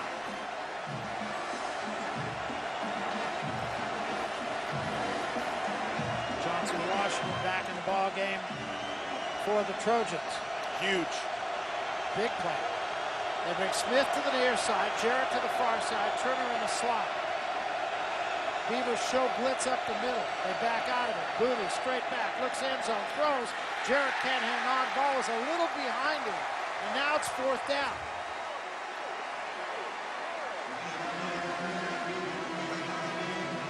Brandon Hughes right on top of Dwayne Jarrett there. The ball still bounced off the arms of Dwayne Jarrett. The Trojans love to run this slant.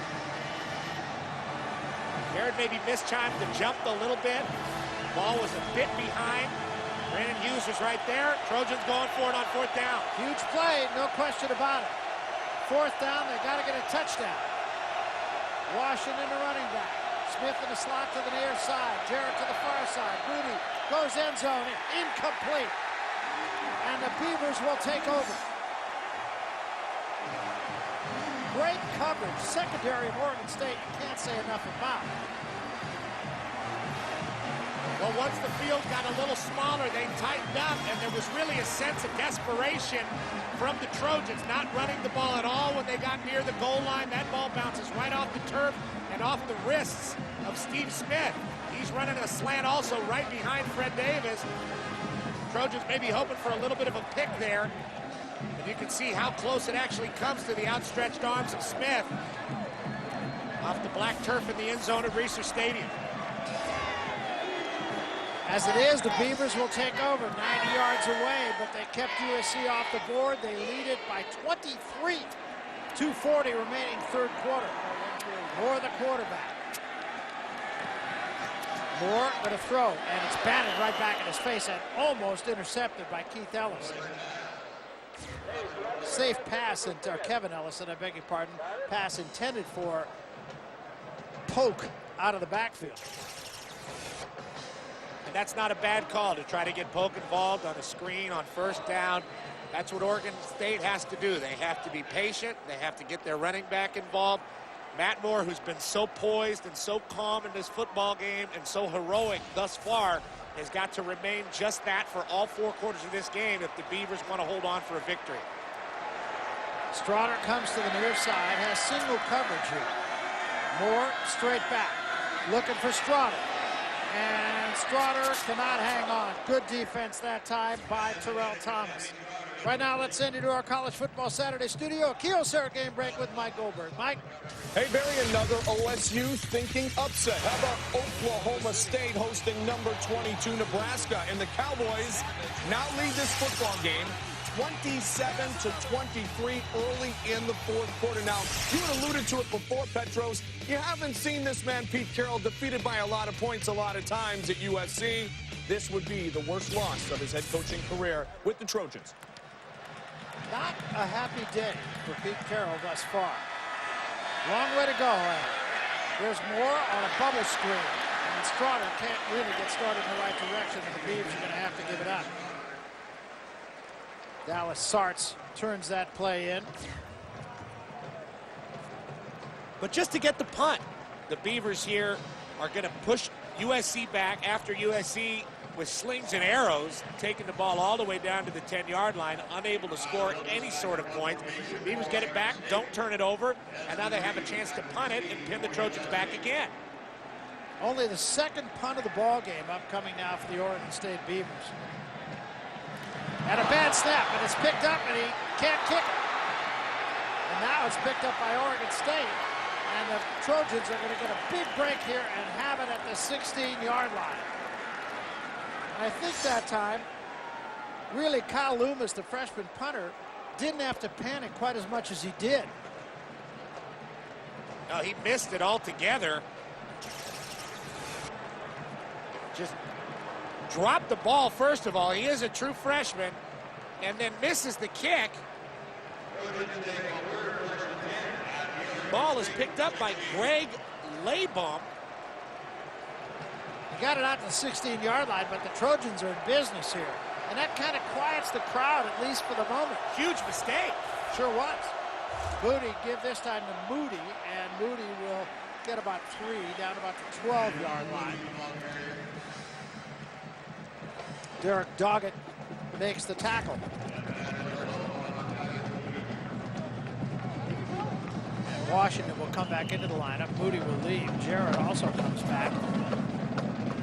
And you know the Trojan offense here needs a touchdown. But if they were unable to convert now after that big mistake by the Oregon State special teams, it would be devastating. Yeah. Trips left this time. Moody straight back. Throws on a slant. Ball is caught by Turner, and Turner will have a first down at the 4-yard line. So 4 shots from the 4-yard line now for the Trojans.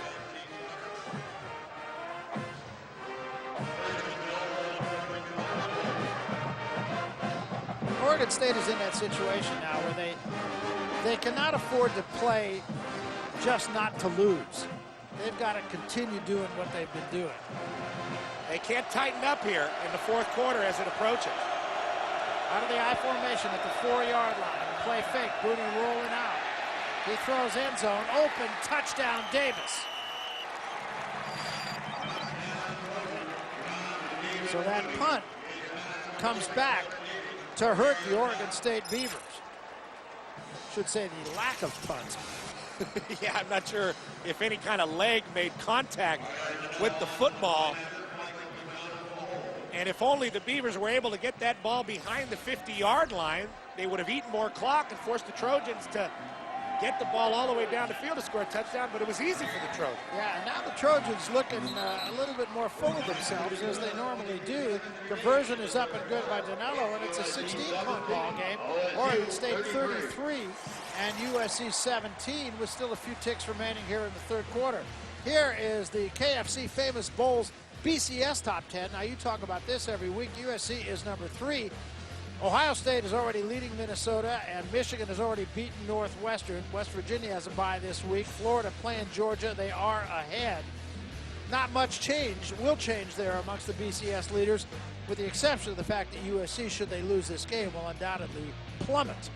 And then West Virginia moves up without having to play, but Thursday night, West Virginia versus Louisville, and that is the prom, really, for the Big East. Big East, tough conference this year. Rutgers, undefeated. Who knew? Very tough. Very tough. You know who else this will affect is Boise State, because Boise State beat Oregon State. In fact, whomped them. They beat them 42-14. And now should Oregon State go ahead and beat USC, it makes Boise a player. And more, it looks as if the BCS this year is going to come down to whether or not the voters in the Harris Bowl are going to vote in a one-loss team from a bigger conference or an undefeated team from the Big East. That's going to be ugly.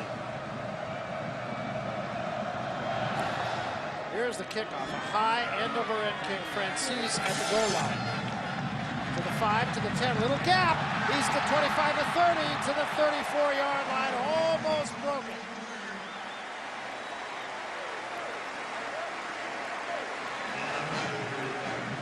Sharice Wright made what might have been a saving tackle. And you see what a big deal special teams are, especially in college football, where mistakes can happen. Not that they don't happen in the NFL, but it's sometimes mistakes in college football that make this game so exciting. The great punt return by Strotter. The return game been great for the Beavers, and not very good in coverage have been the Trojans. And with that, we have reached the end of the third quarter. Now, a lot stranger things have happened than for a team to come from 16 back in the final 15 minutes of play. Can the USC Trojans do it against the upset-minded Oregon State Beavers? Don't go anywhere. We'll find out.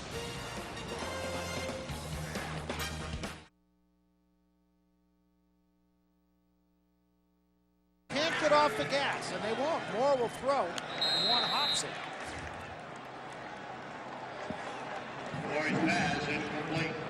But I think that bodes well for what Oregon State is doing. I just don't think you can sit on this lead.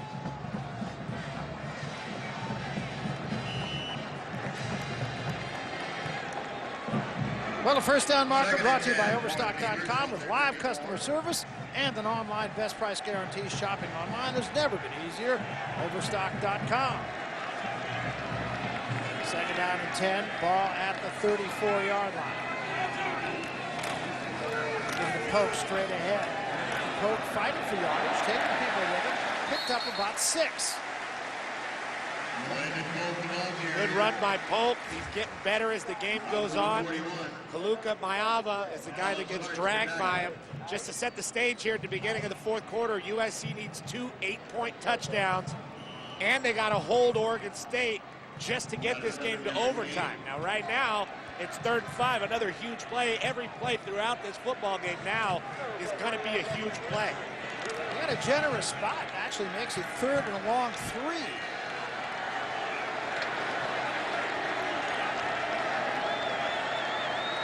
Again, the Trojans show blitz up the middle. They back out of it. Moore going to throw, and he's in trouble and down.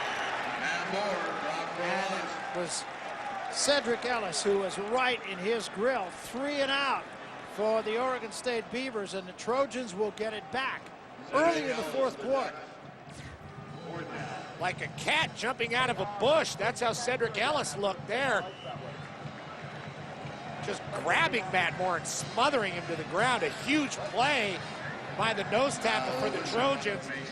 And he's a junior coming off a lot of injuries this year, making a big play for his defense. Trojans hold. Now the freshman Loomis, who just muffed the last snap, in a situation where he has got to come through here, and he does. And he drives a reasonably good kick, a twisting kick. Skips out of bounds to the 35-yard line. Not as much as Loomis would have wanted, of course. Mike Riley thinks a lot of Loomis, thinks before he's all done he's going to be a heck of a punter, but he is a freshman. And he's 1 for 1 passing the ball this year. That's right. 27 yards. Well, the Trojans will have the ball in good position at the 36-yard line. C.J. Gable in the ball game at tailback for the first time today. And they bring Davis, the tight end, split to the near side. And now they want Gable to come out beyond Davis. Empty backfield. 5 receivers. Booty straight back. Has to loft it up here and does, and it is almost intercepted, and now we're going to get a flag, and I think it's going to go against Turner. Keenan Lewis was right there, and let's see who they call this on. I'm quite sure they'll call it on Turner. Well, we saw that formation. It is called against Oregon State's Lewis. The crowd not liking it. Pass interference, number 6 on the defense, 15-yard penalty, automatic first down.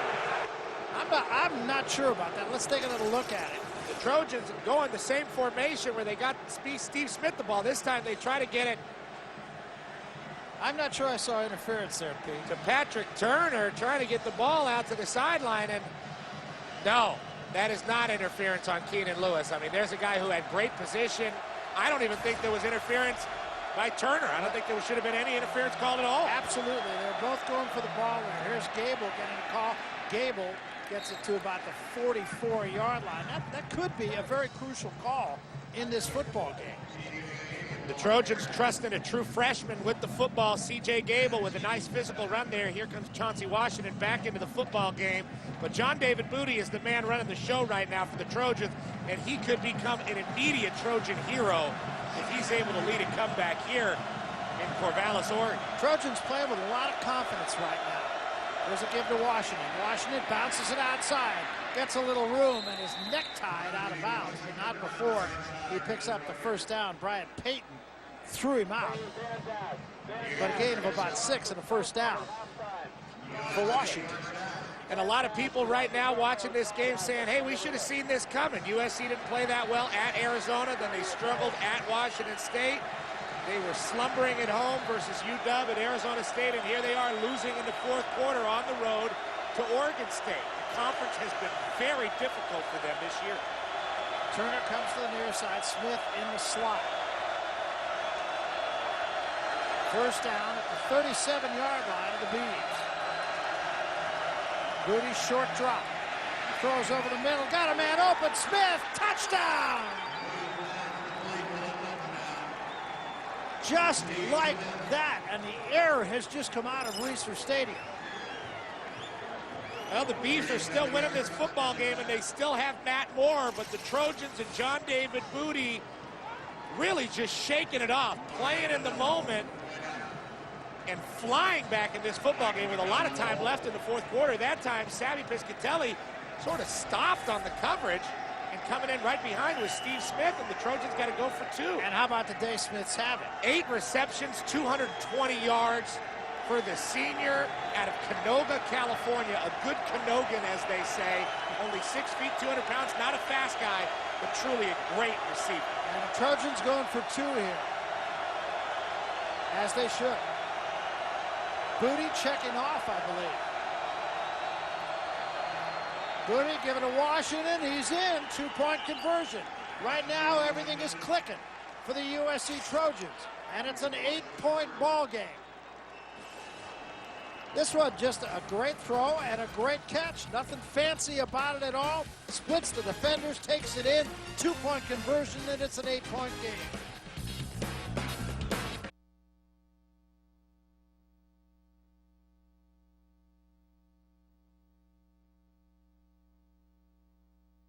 Or do something to where you can get 6 yards and get a manageable field goal for Alexis Serna. I mean, he's clutch. He's a Groves Award winner. You want to get him a shot with a field goal. You certainly don't want to drop back 7 steps and allow USC, who's gotten to Matt Moore a lot, to get another sack.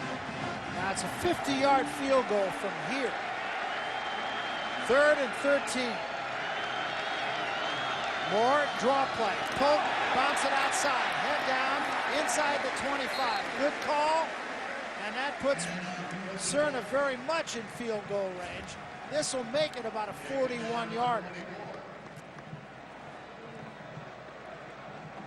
Now, of course, USC did block a Cerna field goal earlier in the day. But since that time, Cerna has been good for 47, good for 52.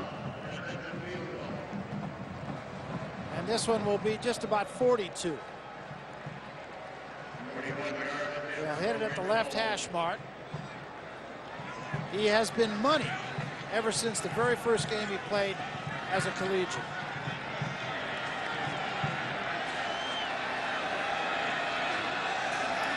Good snap, on its way, got enough on it. Nearly perfect. No, they say it missed off the left side. So Cerna misses a field goal after it looked for all the world like it was good. Something's not right. My first symptoms were Constant tingling in my toes. my legs, sometimes I'll go numb. I had double vision. They said you have multiple sclerosis. Well, the beginning is the hardest time. Kind of had to get a grasp on reality. I had to adapt and change very rapidly. I had to learn how to drive with my hands. Yeah, that was interesting. I was a dancer.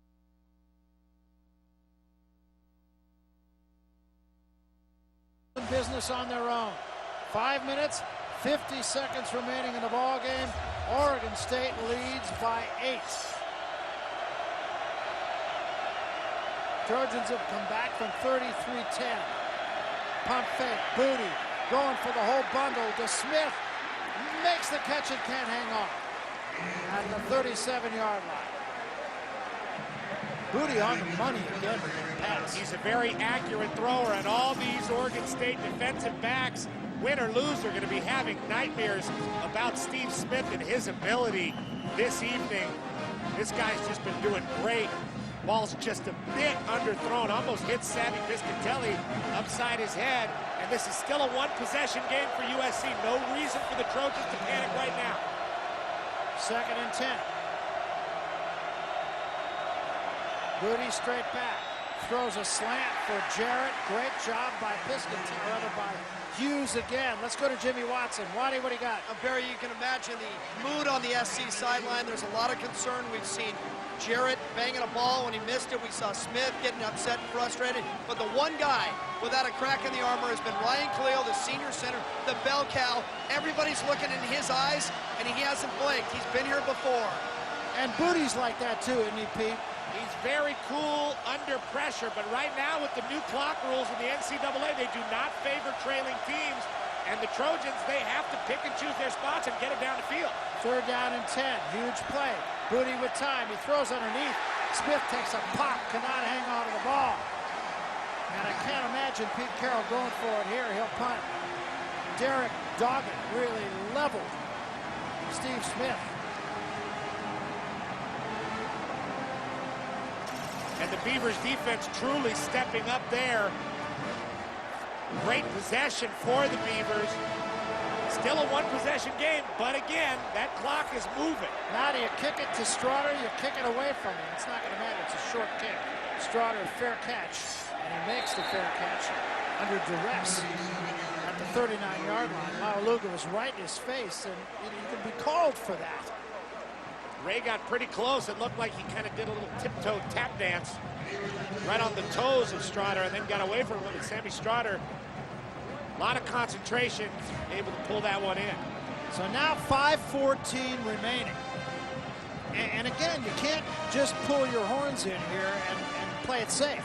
Oregon State, unfortunately for them, missed the field goal, but did a great job getting the ball down the field into field goal position. If they can do that again, they got a great shot at winning this football game. Not over yet. 5 minutes remaining in the game. Power starts in motion on 1st down. Moore's going to go up. Look out.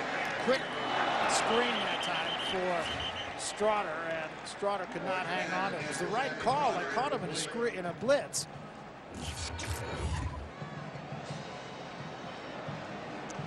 But Sammy Straughter just couldn't hang on to that one.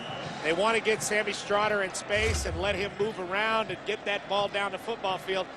for a very short time, you know, I played for Mike Riley in 1996 when he was an offensive coordinator at USC, and there's not a brighter offensive mind than a guy that knows where to attack more than Mike Riley, and I guarantee you he's the coolest head on that Beaver sideline right now. Second down and 10. Moore, give it to Pope. Not much. To about 42. Mayava makes the stop once again for USC. It'll be third down and 8. And you cannot think clock so much right now. I think you got to worry about making a first down. And there's 3 guys the Beavers can try to get the ball to. You've seen him hit Joe Newton here in the second half, and he's made some huge plays for the Beavs. Anthony Wheat-Brown is a guy that is very solid. He's a junior. He can make plays for you. And, of course, Sammy Strotter. Outside of those 3 guys, there's not much Matt Moore has to choose from. Again, the Trojans show blitz. They don't come with it, and they give on a draw play to Polk. Polk might get the first down. He does. Huge play to the 45-yard line of USC. Maybe the biggest play of the game.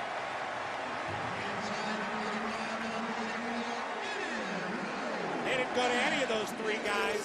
They didn't go to Clinton Polk, and they run the same draw play that they ran to get them into field goal position. Thomas Williams gets sucked in, out of position, and Clinton Polk able to get out there.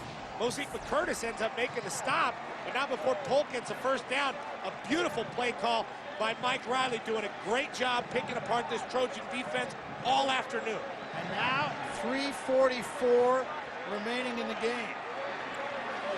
Now they got to worry about first downs. Give it to Polk straight ahead. Polk gets it down to the 40-yard line.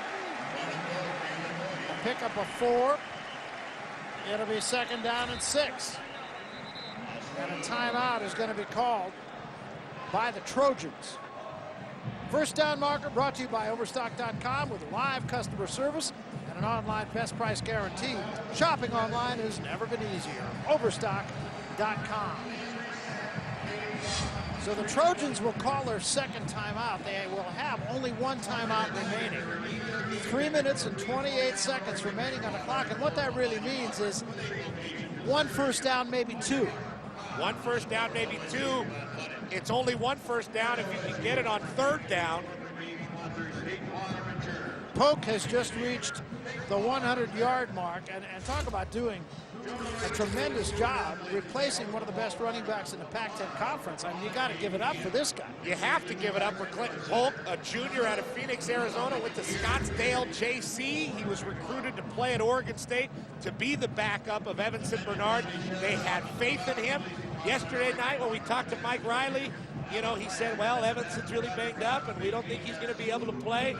And I thought there would be more fear in his eyes and he'd be more upset and he'd be more frightened. But he said, you know, we really like Clint Polk. He doesn't have a lot of experience going into the year, but we like him and we feel like he can carry the load for us. And he has done just that. He's played a great game. He hasn't done it in a fancy way.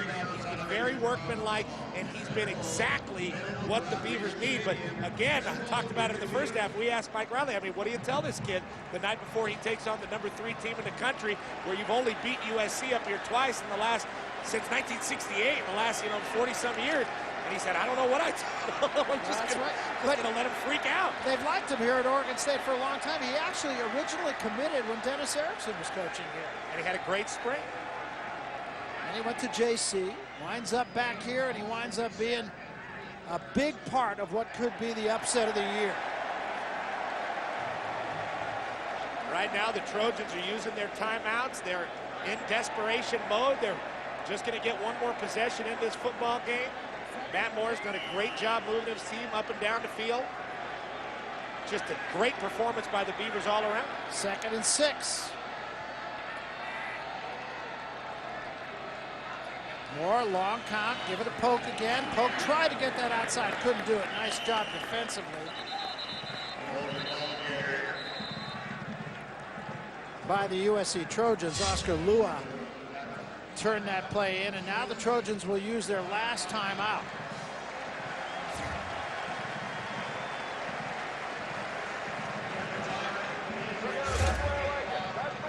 Let's take a look at our Kyocera wireless call of the game, and it took place early in the second half here, and it got Oregon State righted after it looked like USC was going to make a bit of a run. It was a catch by Joe Newton from Matt Moore. That was say about this Oregon State football team in this game. I mean, they could have had 28 points in the first half. They let some opportunities slip by, but every time the Trojans punched them and looked like, you know, Oregon State was going to go away and maybe wither and say, okay, we're supposed to lose this game and go ahead and lose the game. They didn't. They kept coming back and hitting USC and scoring touchdowns. That's been the story, and next week we're going to have more football and a whole lot of it. College Football Saturday, triple dip, beginning with Baylor and Texas, then it'll be Kansas State and Colorado, and then these same USC Trojans who may be licking some serious wounds going down to Stanford. Stanford just simply has not had the best of it this year. I don't know if I can take it anymore.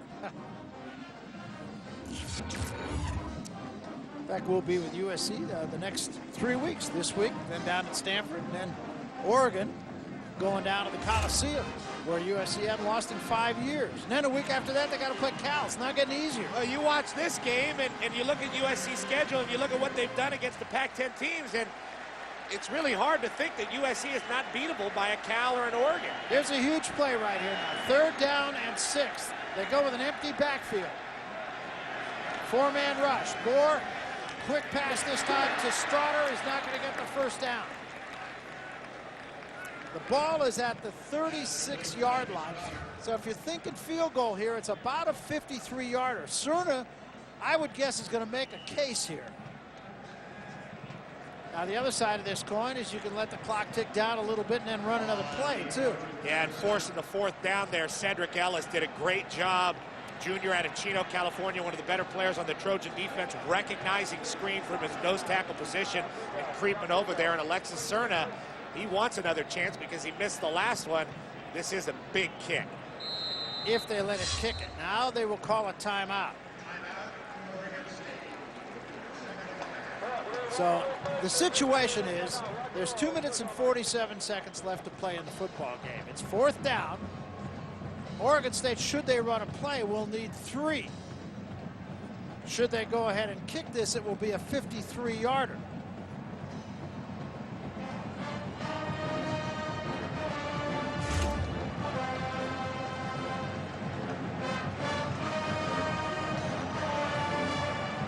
And remember, even if the Trojans get the ball back, they have to score a touchdown, and then they need a 2-point conversion just to tie this football game. The Beavers are in great shape to win this game right now.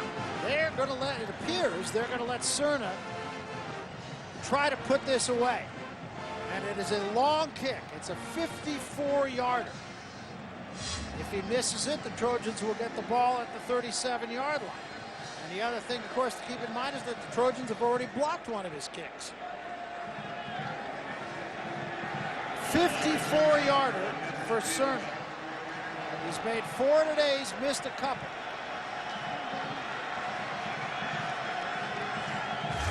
Snap, now whistles blow. Cerna wasn't going to make that one, so it's probably best that the whistles did blow. Prior to the snap, false start on the offense. Well, now 5-yard they won't let him penalty, kick 4th down. He wasn't going to make it anyway. I can't imagine they'll let him kick it now. No, they won't. Mike Riley baffled there on the sideline, and that's a lot of what the Beavers showed in the first half. A lot of mistakes, a lot of false starts, a lot of motion. Now expect to bite them in the 4th. Now they'll punt it and just try to play defense, and there's plenty of time, even with no timeouts. Plenty of time, 2:45 for USC.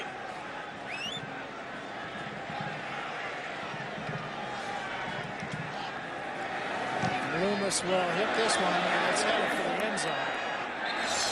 Not exactly what Loomis would have wanted. So now the onus again will fall back on the Oregon State defense, and they've left USC plenty of time. Loomis suffering through some freshman trials and errors here. The Oregon State defense has played great all day. They've showed excitement. They've forced turnovers. They've been opportunistic. They've given their offense great chances to win this football game, and they've hit USC hard. Not once in this football game have the Beavers been intimidated. So the clock starts. Desmond Reed is in the game at running back. First time he's been in there. Straight back Booty. Booty has to step up. He throws for Jarrett, and Jarrett a great grab, and he got the foot down as well. Huge play at the 48-yard line of Oregon State in front of Brandon Hughes. And this is a defining moment of John David Booty's young USC football career as the starting quarterback. That time showing no hesitation, slinging the ball out to the sideline to the All-American. Now they're at the 48-yard line. Clock even less of a factor. Give it this time to Reed, and he's not going anywhere. Knocked backward to midfield. Alan Darlin, who's come up big from his middle backer position, makes the stop this time, and Darlin is still down. A little slow to get up. And that's to the detriment of Oregon State because it will stop the clock. Stops the clock. His teammate, Joey LaRoque, was trying to get him up. Let's talk about the Cooper Tires defensive players of the game, and we've copped out yet another time. The Oregon State defense, all of them. The whole crew. The whole crew. 4 takeaways. They had a pick. They had 3 fumble recoveries. So we're going to give it up for all of them. Now, if the Trojans lose, Barry, what are their bowl hopes? And Cal's going to control the Pac-10 if USC loses. They might just end up in a battle for a Holiday Bowl berth with the Oregon Ducks. That's exactly right. Well, you know, we went into this season, and we're pretty public about saying we didn't think anybody was going to go through the Pac-10 season undefeated. That's the truth. But looking at Cal right now, they look tough. They look tough, but they lost the first game to Tennessee. Meantime, USC has not yet lost this one. Minute 55 seconds. Straight back Booty. Steps up. One hops it to Smith. Now it's 3rd down.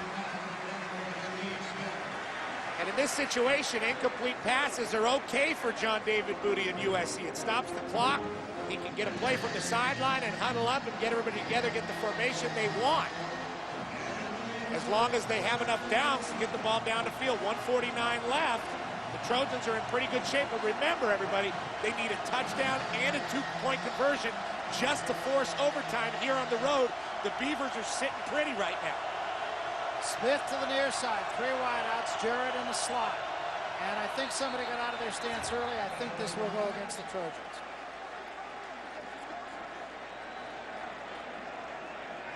Dead ball, snap infraction on the offense. 5 Ryan Khalil, the senior, Great 3rd down. with a snap infraction.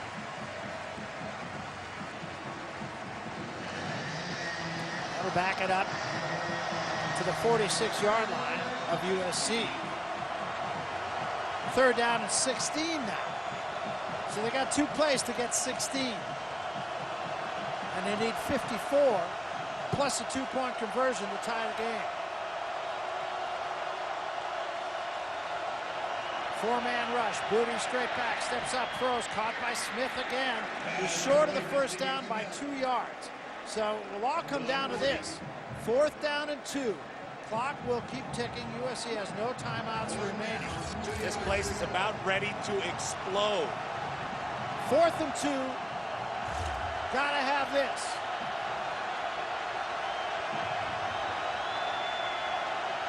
Booty short drop. Steps up, throws for Smith, makes the catch. Sensational catch by Steve Smith. Well covered once again. Unbelievable play. And what guts by John David Booty going downfield to Steve Smith. There's the foot. Is it in? Looks like it's in, and I'm not sure they're going to overturn that, but they're going to take a look at it. And this will be the game. It's going to come down to a replay. And that shot right there was indecisive, in my opinion.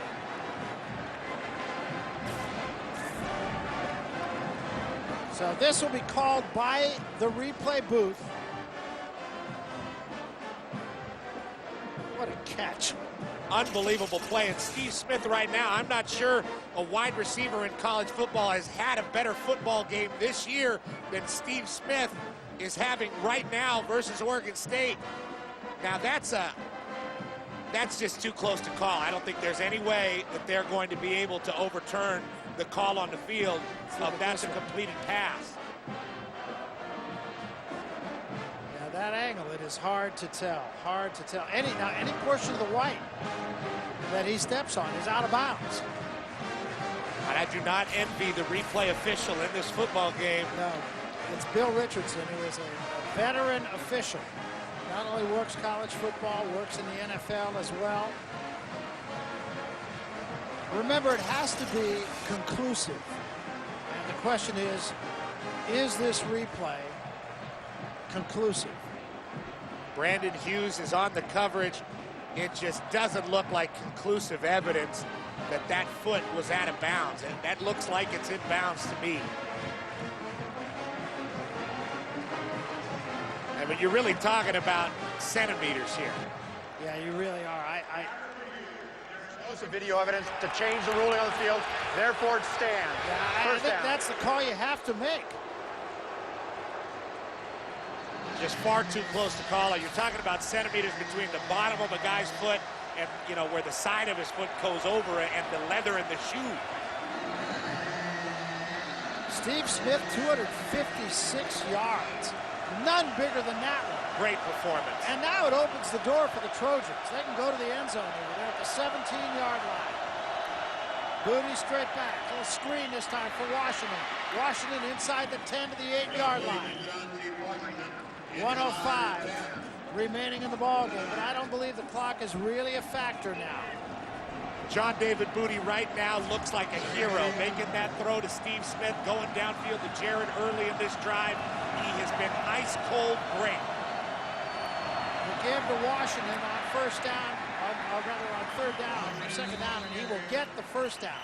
44 seconds left. The clock will stop while the chains are moved. And Booty quickly looks over to the sideline to get into the play call. The clock will start almost immediately. They may spike this, I don't know. Well, they give it to Washington. Washington gets to the 3-yard line. Now they got to hurry up. 37 seconds, 36 seconds. 32 seconds. The ball's at the 3-yard line. Booty will get under center once more. Straight back. Airs it out. Incomplete. And a flag comes down. So they will call this penalty on Oregon State. It doesn't really affect a lot, to tell you the truth, except that it will give a first down to the Trojans. And they're still going to need a 2-point conversion if they can score the touchdown. Keenan Lewis on Dwayne Jarrett. Number 6 on the defense in the end zone. By rule, the ball will be placed at the 2-yard line from the previous spot. So 16 seconds left. It'll be a first down. The ball will be at the 2-yard line. Well, you got to hand it to the Trojans. I mean, they were down 23 points with seconds remaining in the third quarter. And they have great belief, and that's part of what Pete Carroll has ingrained in the minds of all these young men. They play in the moment, and they always feel like they have a chance to win. This game was gone from their grasp, and here they are knocking at the door. They're at the 2-yard line. Davis comes in motion. Booty, play fake. He'll throw, does. Knocked down. Knocked down in the end zone on a great play that time by Keenan Lewis. But there's still 12 seconds left. Don't go anywhere. They talk about having a short memory at cornerback. Keenan Lewis getting called for pass interference on Dwayne Jarrett. The play right before that time steps right in front of that ball from John David Booty and knocks it away from the All-American Jarrett. Now they go 2 tight ends, 2 wideouts. Jarrett to the near side, Smith to far side. Booty this time goes for Smith. He's got it. Touchdown. With 7 seconds remaining and a 2-point conversion to come. Why not get the ball to Smith? He's had a career game. One of the most amazing performances I've ever seen from a wide receiver, Steve Smith, on Keenan Lewis. 3 plays in a row, the Trojans go after him. That time Booty puts the ball on the outside shoulder, perfect throw. And the Smith performance today, almost like R.J. Sauer's performance versus UCLA in 1996. Just a great USC receiver performance, one for the record book. This to tie the game. They ran it the last time. They just gave the ball to Washington and ran it in. Same set as the last time. Smith right, Jarrett left. They need the two-point conversion. They go this time. It's knocked down. It's knocked down, and the Beavers are going to win it. And now a flag comes in, but it's going to be a post-possession flag, probably for excessive celebration, and I don't believe it's going to matter to anything.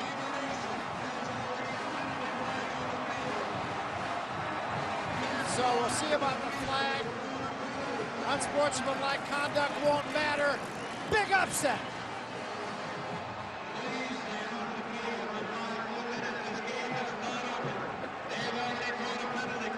Seven seconds still remain in this game.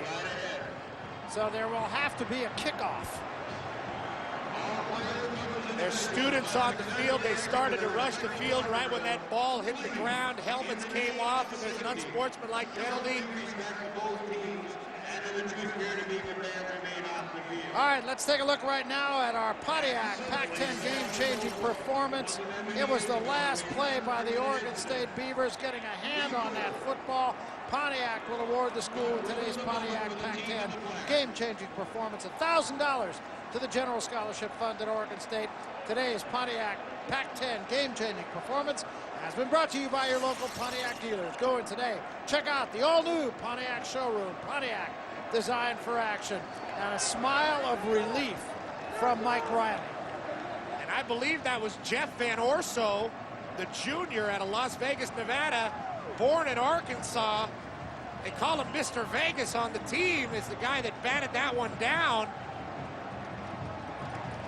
from John David Booty. And that's been a problem Booty has had all season for the Trojans. He doesn't really have an overhand release, kind of a sidearm release or half sidearm release. And he's had some balls batted down in a three-step drop. It's happened a lot for him this year with the Trojans. And there you look at Pete Carroll's record at USC, and it looks like the Beavs have toppled the mighty Goliath that is the USC Trojans. Pete Carroll incensed about something. Here's another look. Watch Van Orso just get a hand up. And the ball falls harmlessly to the ground. So the Trojans obviously will try an onside kick here with 7 seconds remaining. It is popped up. It is handled by Oregon State, and that will be it.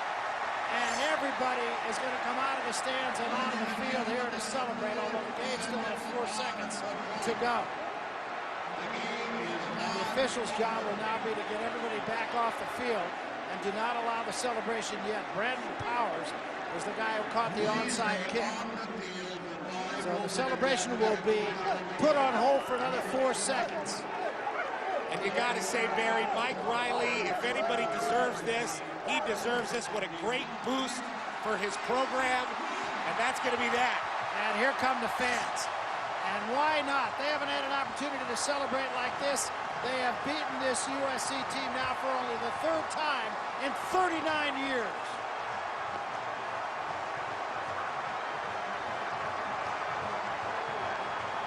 What a moment this is for the fans here in Corvallis. They got a new stadium. Mike Riley's a local guy, a guy that everybody likes. Spent some time, as you said, at USC, and they unseat the perennial champions who just have not lost but 2 games, one in the national championship game in the last 5 years. One of the great college football games this year, maybe one of the great college football games in the new millennium. The Trojans undefeated coming up to Reser Stadium.